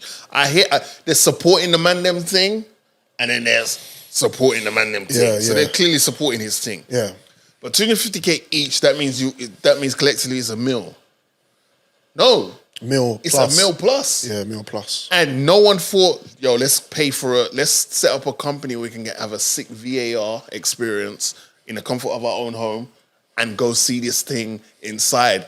And like, there's many ways you could have seen the Titanic from the comfort of your own home. You could have been sitting back chilling on a nice summer, what do they call those beach chairs? It's beach chairs, right? Deck chairs. You could have deck chairs, thank you. Jeez, guy's got he's definitely he's like Jada. We're like Jadakiss and Styles. Yeah, that's why he's in. That's why he's in. Like, you could have been there getting a massage, maybe getting your balls fondled, whatever. 200, in the comfort of your own 250 grand with the VR thing on your face, and then you're exploring the Titanic from the comfort of your own home. That's just a possibility.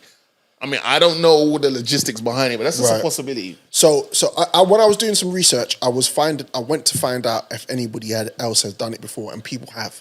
Okay. James Cameron. Yeah, but the ones what he's done it in. Yeah, he did it differently. His thing wasn't controlled by a Dreamcast controller. Yeah. Like, what is that? Like PlayStation 5 controller, bruv. It's mad. That's PlayStation 5 is way more detailed. Yeah, than bro, it was like a PS1 controller. Bro, Yeah, that crazy. controller is the controller you get when you can't afford the official controller made by the console that you want. Yeah, the so you cheap get one. the bootleg one. Yeah, I know that them ones. works. I know them ones. I had to Do do you know what that I a mean? couple of times still. Just because We've all done it. Yeah, you want to have the extra controller for when the man them come. But yeah, but you know, like, so the thing about it is as well is, right, this is a cage. They were in a cage. They couldn't get out. There was no contingency in terms of them being able to get out, which at a certain pressure point and a certain depth in the ocean, getting out is not what you want to do anyway because you'll die. Right? something smelling fishy. But they just was just locked into this cube. It was just locked into this thing, and they submerged, and what they said was the tracking and the comms and communication went out an hour and a half into descent. Something smelling fishy. Then that happened on the Sunday, and the news dragged us a whole week. Monday, oh yeah, this has happened. Tuesday, Coast Guard is gonna. We can't. Thursday, wreckage. It's wreckage. What's going on, bro? Sunday, when they lost communication, they were dead. Bro, they were dead. I'll be honest with you. I only knew about this story when it was confirmed that these people who are people's fathers, brothers, sons, uncles, whatever. Condolences, by the way. Had passed away. That's the only time I caught wind of it. I was like, oh, what's this about? And then I noticed there was a long story to this. Something fishy is going on, bro. Elaborate. I feel like if you're willing to go through that,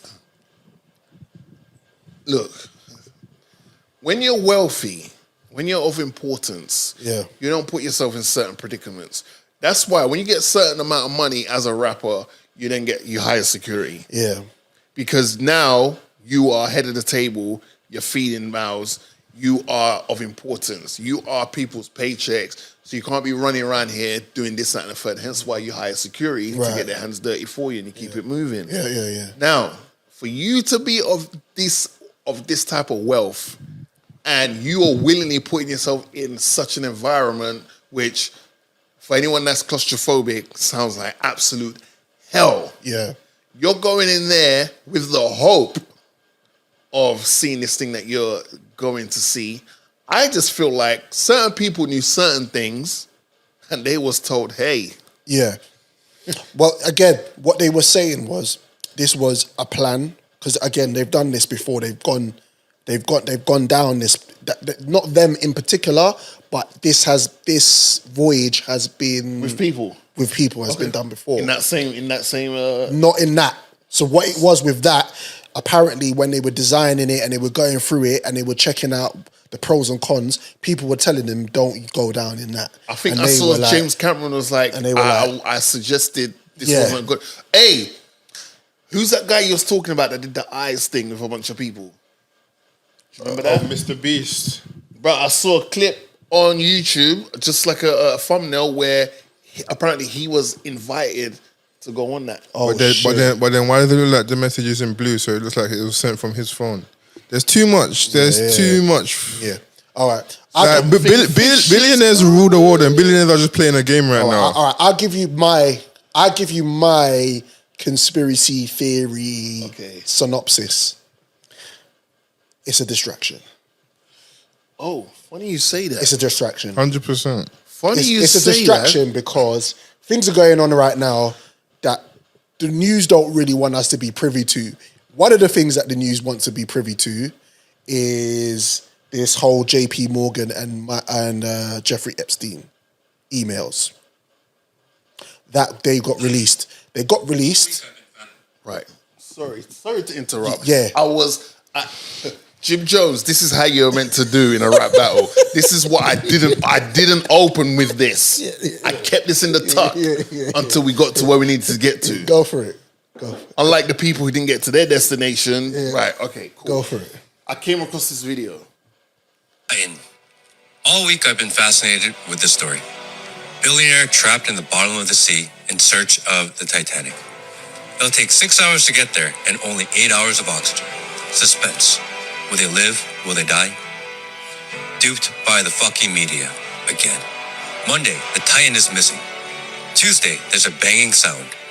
Wednesday, they're running out of air. Thursday, oh no, we found the wreckage. But the entire time, they knew it was BS. US Navy knew the sub already blew up on Sunday. But they distracted us, again, to hide the news cycle. What happened this week? Let's do a quick recap on what you missed. JP Morgan and Jeffrey Epstein emails were released. And now they have just mistakenly deleted 47 million emails. Joe Biden is undergoing an impeachment vote in the House, or at least trying.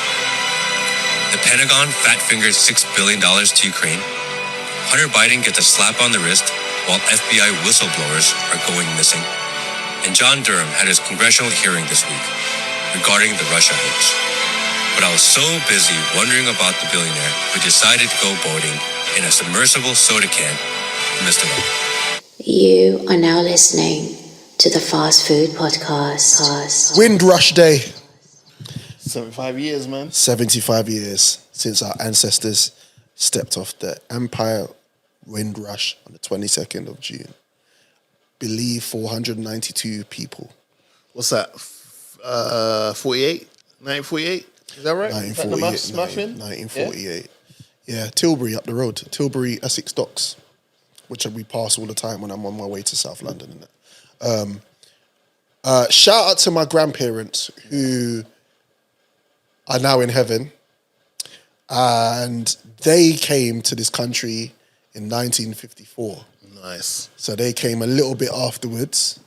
I spoke to my mum about this as well, and she said that she was actually, her dad, my granddad, came here before she was born to set up life. Yeah.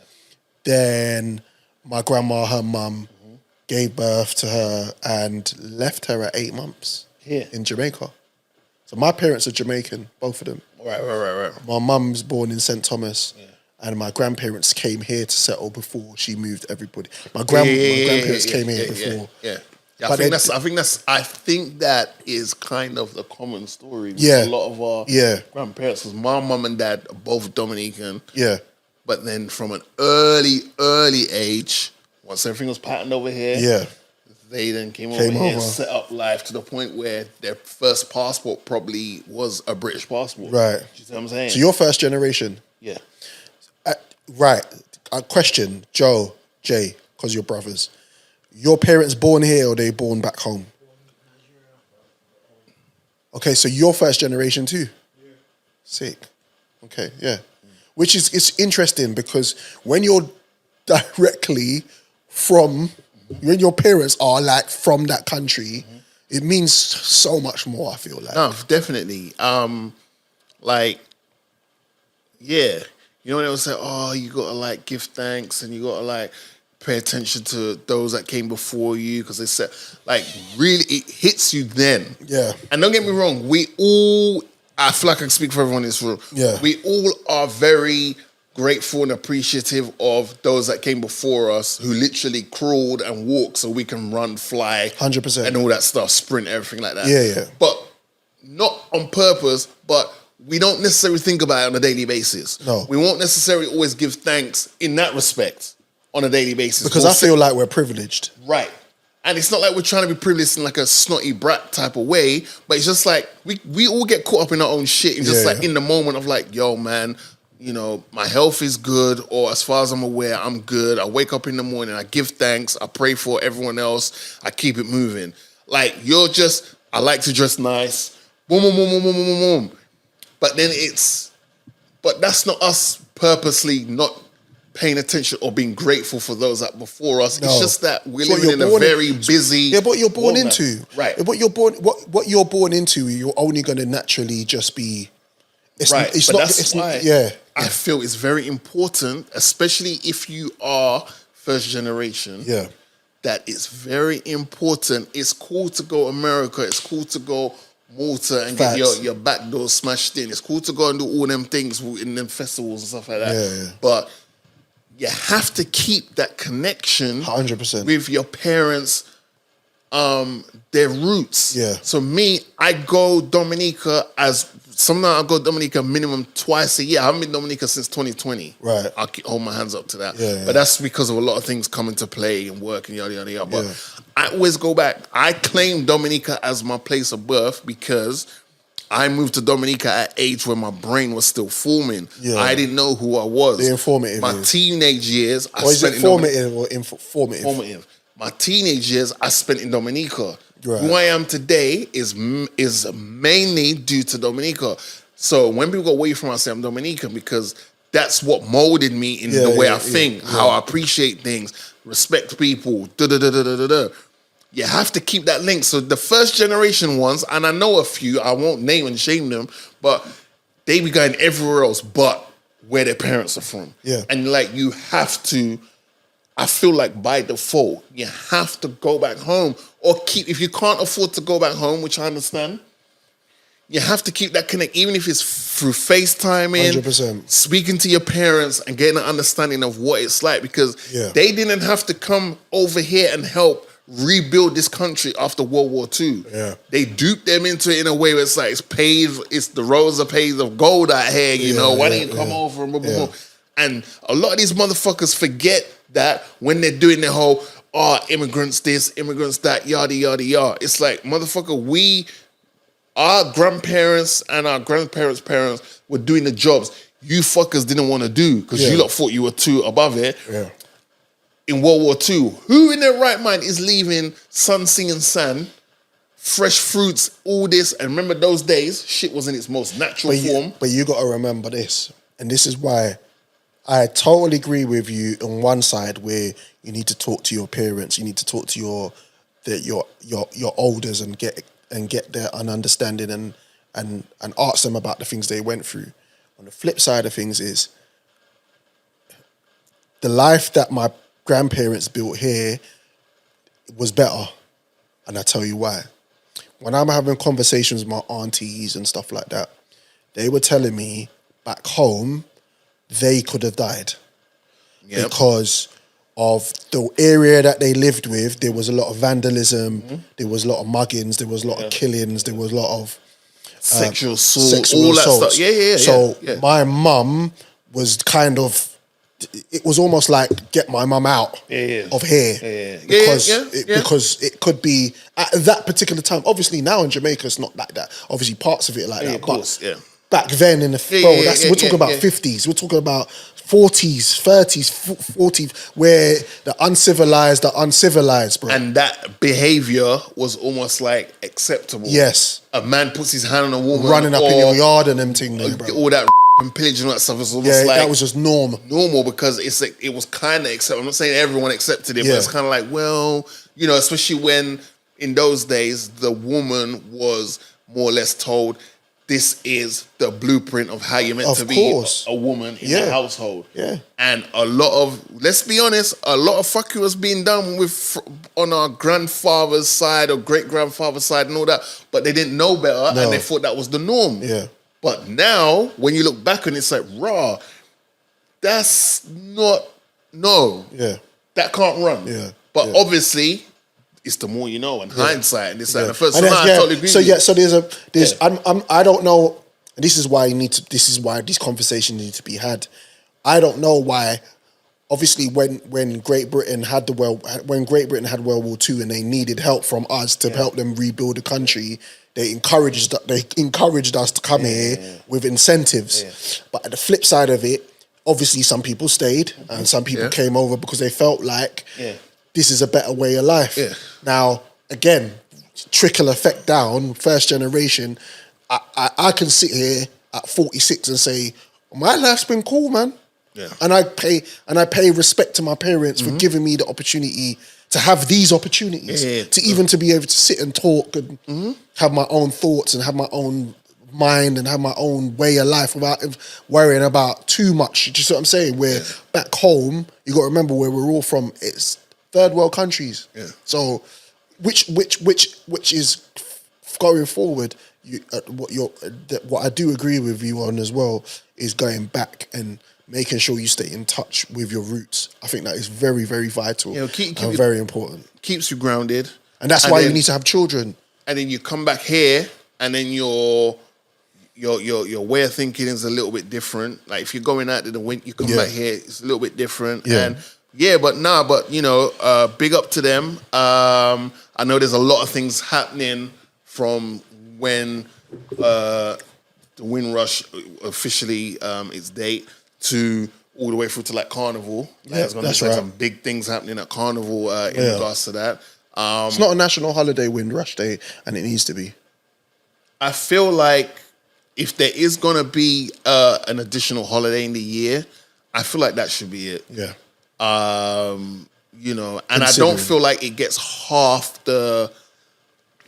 I don't feel like it gets half the exposure, half the media attention that Pride Month does. Yeah. Like Pride Month is very. Exactly. Yeah. Stop cooking or no, you're cooking. Okay. Yeah. Because like Pride Month, you get an advance notice that Pride Month is around the corner. Yeah. And then it's here, and then apps are all changing to the rainbow colors and this, that, and the third. But it's like, yo, no disrespect to you guys who Pride Month is your thing, but I don't see how that trumps and gets more media attention than that's right. Windrush. Even if it's a balanced thing. I'm not saying let's not do the Pride Month thing. I'm just saying that Windrush, for me, and maybe I'm just being selfish, but that is more important to me than your sexuality and you feeling comfortable to let the whole world know about your sexuality. The month ain't really what it's about, bruv. Like, you see what I'm saying? So, yeah. Jojo, 149. One thing you're not doing is bringing me down with you. That's one thing you're not doing. Hell to the no. All right, so this week's Why Don't You Just Shut Up? Is a victim. Her name is Kadia Imran. She was on TikTok wrestling a microphone off a white legislator, a white lecturer, while she was giving out the diplomas. So she was graduating? She was graduating, okay. And she claims that the administrator wouldn't let her say her full name. Okay. She was dropping the mic every time the blacks were saying their full name. Yeah. Fast forward, she's gone onto TikTok to explain what's happened. Footage surfaced, and actually, the black students said their full name, queued up, did what they needed to do accordingly. But this girl had some sort of bee in her bonnet and caused a whole lot of commotion. So what I want to say is to Kadia. What should I say to her? I said, I think you're choose your battles wisely. You're a clown. Okay. Oh, okay. And only person that's going to employ you is a circus. A circus. Okay. And this victimization thing is getting out of hand, and it needs to stop. Black people especially love to do that. It's because I'm black. No, it's because you're an idiot. If two L's make a W, then two E's make a Eid. It's absolutely. We have to save it for the moments. If anything, when you use it in a pointless situation, a situation that it doesn't even really matter in, it makes it harder for everyone else. Because you're gonna go there and say, "Oh, it's because I'm black," and because you're uneducated and have no brain cells in use to actually say what you need to say. It's educated dumbos. Because it's like you're just throwing the term, "Oh, you're using my race against me." Well, no, because let's break down the situation here. You're an idiot. Yeah. You done something dumb, yeah. And you're getting what you should deserve for it. Facts. All right. Can I, before you get into your next section? Yeah. I've got something. Or should I wait till? Do you want to do that first? And then I'll say it's not going to be long. I'll wait till we'll do it. Yeah. All right. Do what you're gonna do, and then I will. I got a question. I want to pose a question to you guys. This is this week's underrated artist. He goes by the name of Sci-Hi. Some people call him Sci-Hi the Prince. An incredible MC, incredible artist. Very. And I feel like he just doesn't get the flowers that he deserves. So I'm going to give him his flowers right now. And we're going to do it like this. So this week's underrated artist goes out to Sci-Hi. Some people call him Sci-Hi the Prince. Original and official name is Seidel Charles Young, born the 15th of September 1984, which makes him 38 years old. Started off on Convict Music, which I didn't know. Convict Music! And then with the Back in the Def Jam 2010, he began more of a role alongside Kanye West. Appeared on my beautiful Dark Twisted Fantasy album in 2010. I think there's an argument to be made. He might have been writing a lot of stuff for Kanye as well. I think so. You can definitely tell. You can tell. Listen to him and listen to Kanye stuff. It's like, if he didn't write all of it, he definitely had input on it, man. Yeah. When I got to obviously off that collaboration album, the Good Music album, Cold Summer. He stood out. He definitely stood out. Yeah, I need to go back to it actually because it's one of them. He's good at freestyling as well. Yeah, he's a very good freestyler.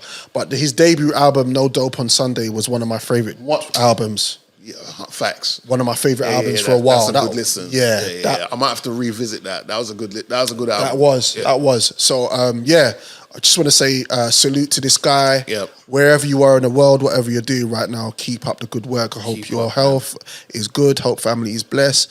And that is our underrated artist of the week this week. The Fast Food Podcast. Now, this question I got for you guys, it's not a dilemma. It's just a question. Because obviously you were saving dilemmas when we got guests and all that, so it adds to more opinions and right. If you were offered 50K, yeah. But if you agree to taking this 50K, the person you hate most in the world, gets 100K. Nope. What are you doing? Nope. Turning it down.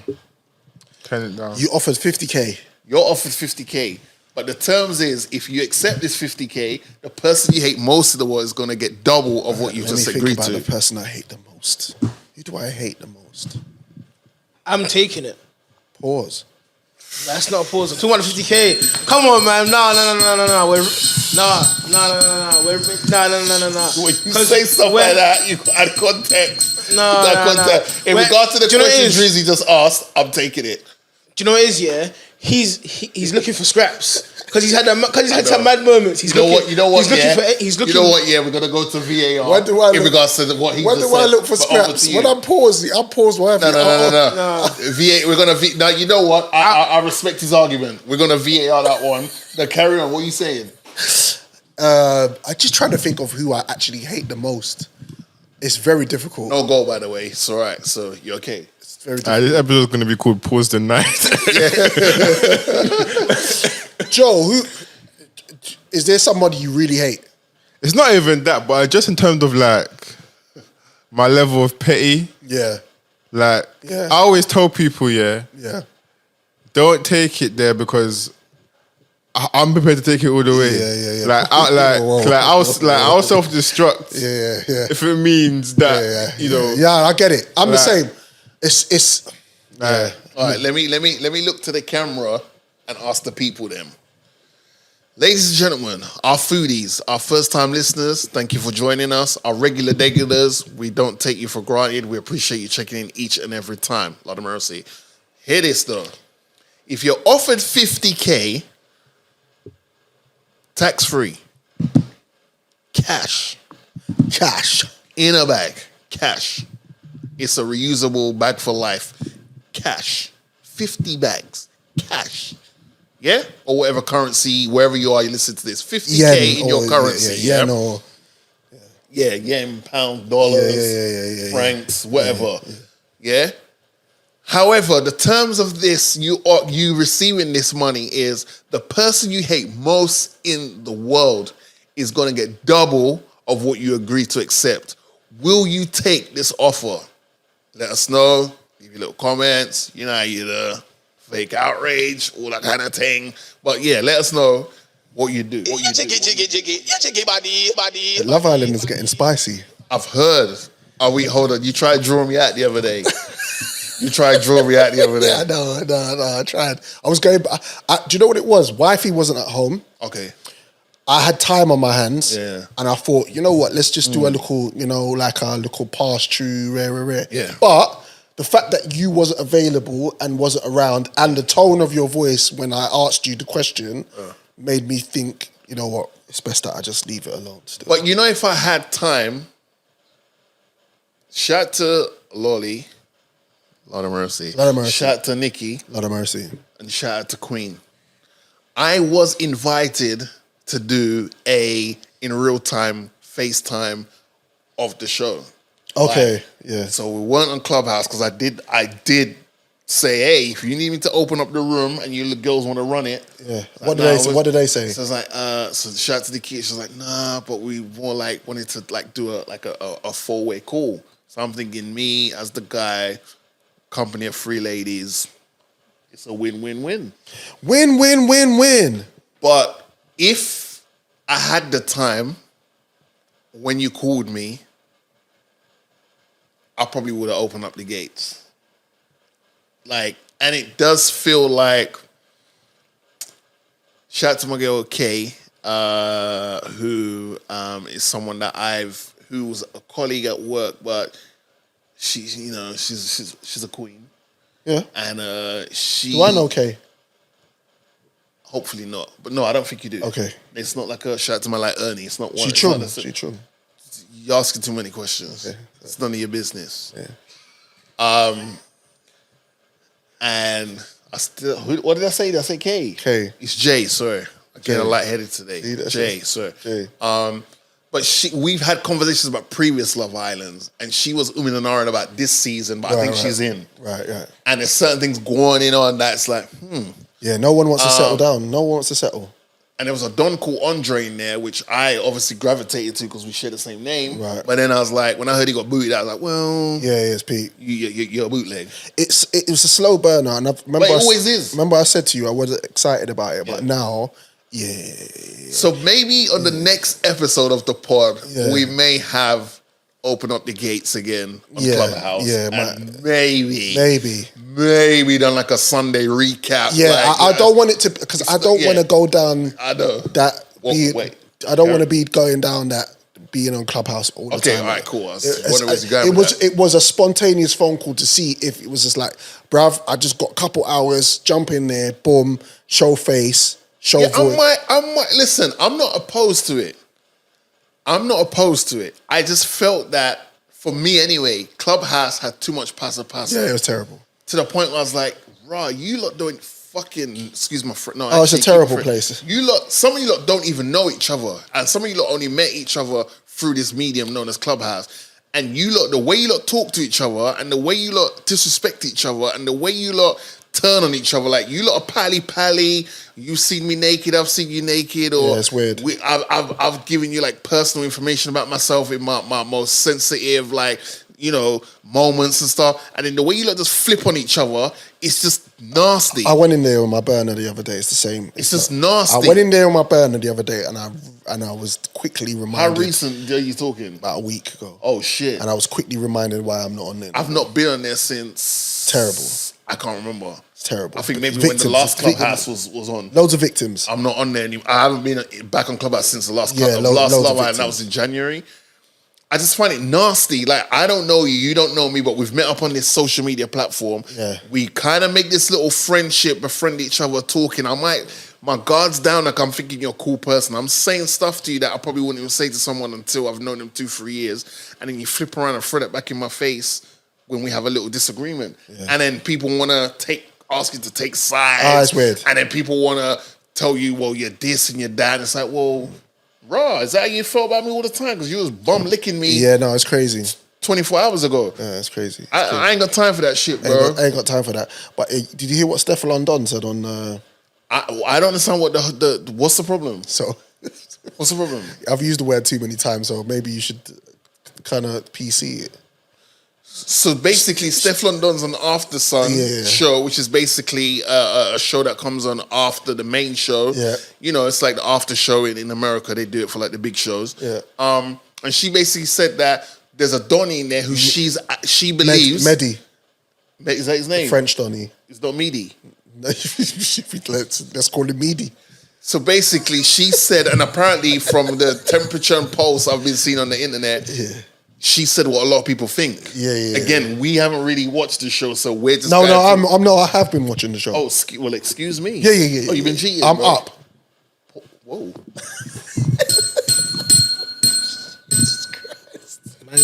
Man's up at the sight of Mehdi. That's crazy. see the narrative. See the spin. I see you, Jay. I see you. Yeah, no. But apparently what she said is what a lot of people thinking. And it's just because she's got a louder voice than everyone. But she's on this show on TV and she's basically said, I don't think this Donnie likes women. Or, if anything, he plays for both teams like the A's in Africa. Yeah. He's on both sides. But we don't...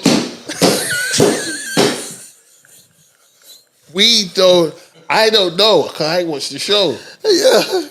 But like... Yeah. No. Apparently she said what a lot of people are thinking. Yeah, I don't think he's... And I don't understand. I don't think she said it in a derogatory way. Yeah, So no, I don't she know didn't. what this thing is. What are we talking about? But you know what it is? It's because when you're on TV and you say something that connects to the LGBTQ community... Oh, because it's Pride Month still. Yeah, it's like... Bruv, we've had a silverhead fox on TV. Jammer was like... No, there's not... Jammer was trying to be like... She has to, because she's the host. She has to. She had to kind of... Jammer said, I like this job, please. But you've had this silver-haired Donnie on TV fondling and grooming a young guy on TV. No one said nothing. Yep. On Pride Day, Pride Month, Pride after party month, Pride pre-party month, nothing. But this woman of colours on TV basically saying, I think this guy is playing both sides like they ain't Africa. She said what's the problem? Do you know what's mad, yeah? I think the outrage would have been worse if she had said he doesn't like black women. I feel like it would have been. Would have been worse. I don't think he does. No, but it would have been. I don't think Mehdi does. That's a great point. It would have been. Yeah, I don't think he... Because everyone would have been like, what's the colour got to do with it? Or, I'm going to flip it round. I think there would be less of an outrage if she had said, I don't think he likes black women. You wouldn't have heard a peep. Yeah. You wouldn't have heard a peep. Yeah. No one don't want that either. You wouldn't have heard a peep. No one would be like, oh my gosh, she's trying to say Mehdi's racist. No one would have said shit. Yeah, no one don't want Because it's mad, you know he basically called Whitney an angry black woman to her face as well. Yeah, it's crazy. Bro, Love Island is getting really warm. Hey, shout out to Whitney and Catherine, man. Listen, the man what happens on the show, come south, man. The man them are here, man. And I don't know what I like the lighty. Of course you do. Who, Ella? Ella, yeah, I like her. Oh, she's meaty, man. Have you seen her bum? She got one rotten tooth, bro. She got a bum on her, though. She needs a Invisalign, bro. Really? I haven't noticed. I need to. Do you say she's had that prison life? What? No, she needs Invisalign because see, all of her other teeth are white, and she's got one at the front that's just bare. No. Okay, but she'll get that sorted out when she comes out. She'll be chill. Hold on, wait a minute. Skirt. So you noticed a female who's got a big bum. No, wait. No. Wait, let me land. You've noticed a female when the back of her heels is not well done. Yeah. Yeah? Back foot so comes that like means you have to JoJo's. go from head all the way down to the back of her feet to realize that, right? Yeah. But you're telling me you're blinded by this thing's bum when one of her tooth, mama said, is looking like bro. tin of Vienna sausage. Bro, I like gal that have brat teeth. I like it. Oh, that's the thing as well? Yeah. Okay. I like gap teeth. I just like rough ghetto. Can I, because you said gap tooth, right? Obviously, I'm like the CEO of that community. Can I tell you a quick story? I'm not looking for sympathy, but because you said that, I just want to tell you a story. Real quick though. One time there was this girl that I was pursuing. And does that mean you were rassing her? No, we didn't get that far. Okay. And you'll know why in a minute. Okay. I was pursuing her and I was talking to her. And I was like, I was bringing my A game. And I think she recognized I was bringing my A game because she was giving me a lot of time and attention and all that. Right. And then she said to me, oh, you know what? I just want to say now that I think you're a really cool guy, and here we go. Oh, the friend zone thing. The prep, the marinating of the meat before you put it on the grill. Yeah. And she's like, forget guy and all that, but like, I just don't think like this could work or be a thing. I was like, oh, that's interesting, because that's not how the room that I was reading was. But like, what's the reason for that? She goes, oh, well, I don't know how to say this. Have you ever thought about getting it sorted? I'm like, what? Getting what sorted? Like, you're talking in these like parables. Yeah, what's that all about? Like, getting it sorted. I was like, no, what do you mean? Oh, no, like, your gap tooth. Have you ever thought about getting it sorted? And I was like, nah. Straight away, I was like, nah. I was like, what do you mean? Oh, well, like, you know, like, if it was me, I would have got it sorted time ago. I was like, nah. I said, listen, first of all, there's many of yous and there's very few of me's. And then I'm thinking to myself, man, like Chadwick Boseman, rest in peace, he's a gap-toothed Donnie. Like, there's quite a few of us out there who are gap-toothed Donnies. And I was like, nah. Yeah.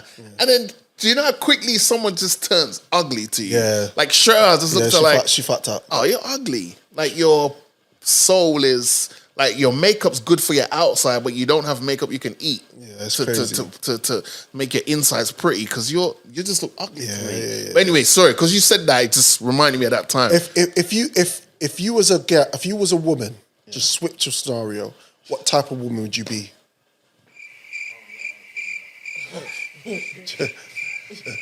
What? Wait. Jay. I feel like Jay would be like a lesbian. And that's okay. That's fine. That's fine. That might be the right route. That might be the right route, though. Hey, that might be the safest option, you know? Like that. Jay, what type of... That might be... Bruv, no, you really think about it. That might be the safest option. You with another woman. Fine. If I was a woman, I'd be a stud. I'd be a fucking whore. I'd be a whore bag. I would. I'd just be skinning out regularly. So that means you've envisioned yourself taking dick. Fast Food Podcast. Episode 10. Drizzy Sacker Freckles. Morgan Heights in the building. Angtight Jojo Montana. Shout out to Jay, young Jay. It's been a great episode. We'll be back again in a fortnight. There's a lot going on within now and a fortnight's time. So we'll be back, Lord willing. Ear to the ground. Yeah, definitely. Shout out to those who have yet to see Spider-Man Across the Spider-Verse. I don't know what you're waiting on. Dope. Go see it. It left me hanging. Don't. Whoa. Do you see what I mean? A man has left me hanging. Yeah. Spider-Man left me hanging still. Go please. I know you lot got the little hookup so you can watch entertainment from the comfort of your own home, but there's certain things which validate going to the cinema. 100%. Go see this thing on the biggest screen possible. I guarantee you will not be disappointed. I guarantee. And even if you haven't seen the first one, it's going to make you want to go watch the first one immediately. 100%. And before we close, I just want to hit them with a takeaway. Go for it. All the flowers of tomorrow are in the seed of today. Don't prepare the table for tomorrow while you're cooking today. All right? I like that. Yeah? Dope. As you were, carry on, sir. So listen, don't forget, we're on all DSPs at Spotify, iTunes, Google Podcast, and also our channel, Fast Food Podcast TV, has all our visual episodes, clips, shorts. Make sure you check that out. Tell a friend to tell a friend. TikTok. I see the TikToks pop. TikTok is... Can I ask you a quick question? Talk to me. Do I need to do something on TikTok? No. Why? Because I'm on there, I signed up so no one can take my name. Yeah, I'll tag you every time. I know, and I've just realized I need to be on there liking stuff, but like, do I need to do something? Just comment sometimes. Yeah, comment. But do I need to do anything on my actual page? Like, do I need to put up something? Because I don't feel like I'm the demographic for TikTok, but at the same time, I need to. I support the thing. I put a comment. I don't know if it does it like IG where you can collaborate so that it goes up on your page as well as the Fast Food Podcast. Then now would be cool because my page is empty, and I know people are like, "Is that really him?" Yeah, it's yeah, me. yeah. I just haven't posted anything, and I've had my account for time. And make sure I tag you. So. Yeah, but okay, cool. I just wanted to if you think I need to do something on my account, because people will follow me, but they're probably thinking this guy's page is dry. I ain't got one. But there's a lot of people on TikTok don't just haven't. They just follow other people. Pre things. There's a lot of hot pre. There's a lot of hot content in there to pre though. Oh man, we don't want to get. But our clips are doing some numbers. Yeah, they're doing well. They're doing well. We're doing well, man. Our content is doing well. Like we just want to say thank you to the foodies and for the support. And the love, and But we also need to say thank you to who? Jay. That's what you did, yeah. You know they give baddies. Raw. All right, I'll do it for you then. On behalf of both of us, we need to big up man like Jojo Montana, aka the creative director, aka he is the orchestrator of this Fast Food Podcast universe. Shout out to him because respectfully, it was. Am I right in saying it was his idea that we should get up on TikTok with the clips? Yeah, it was. And he's been delivering the clips to the utmost quality-wise, the best of the best. 100%. Sometimes I have to double check. I was like, bro, that's us looking like that on these things. We're looking clean. We're looking clean out there, mate. So shout out to Jojo. Just like. Yeah, man. When this thing busts, like he's definitely like one of the important ingredients in this combo. When Jay busts, Fast Food Podcast episode 10. We're signing out. Day ones, foodies. God bless you all. We'll see you in a fortnight. Peace.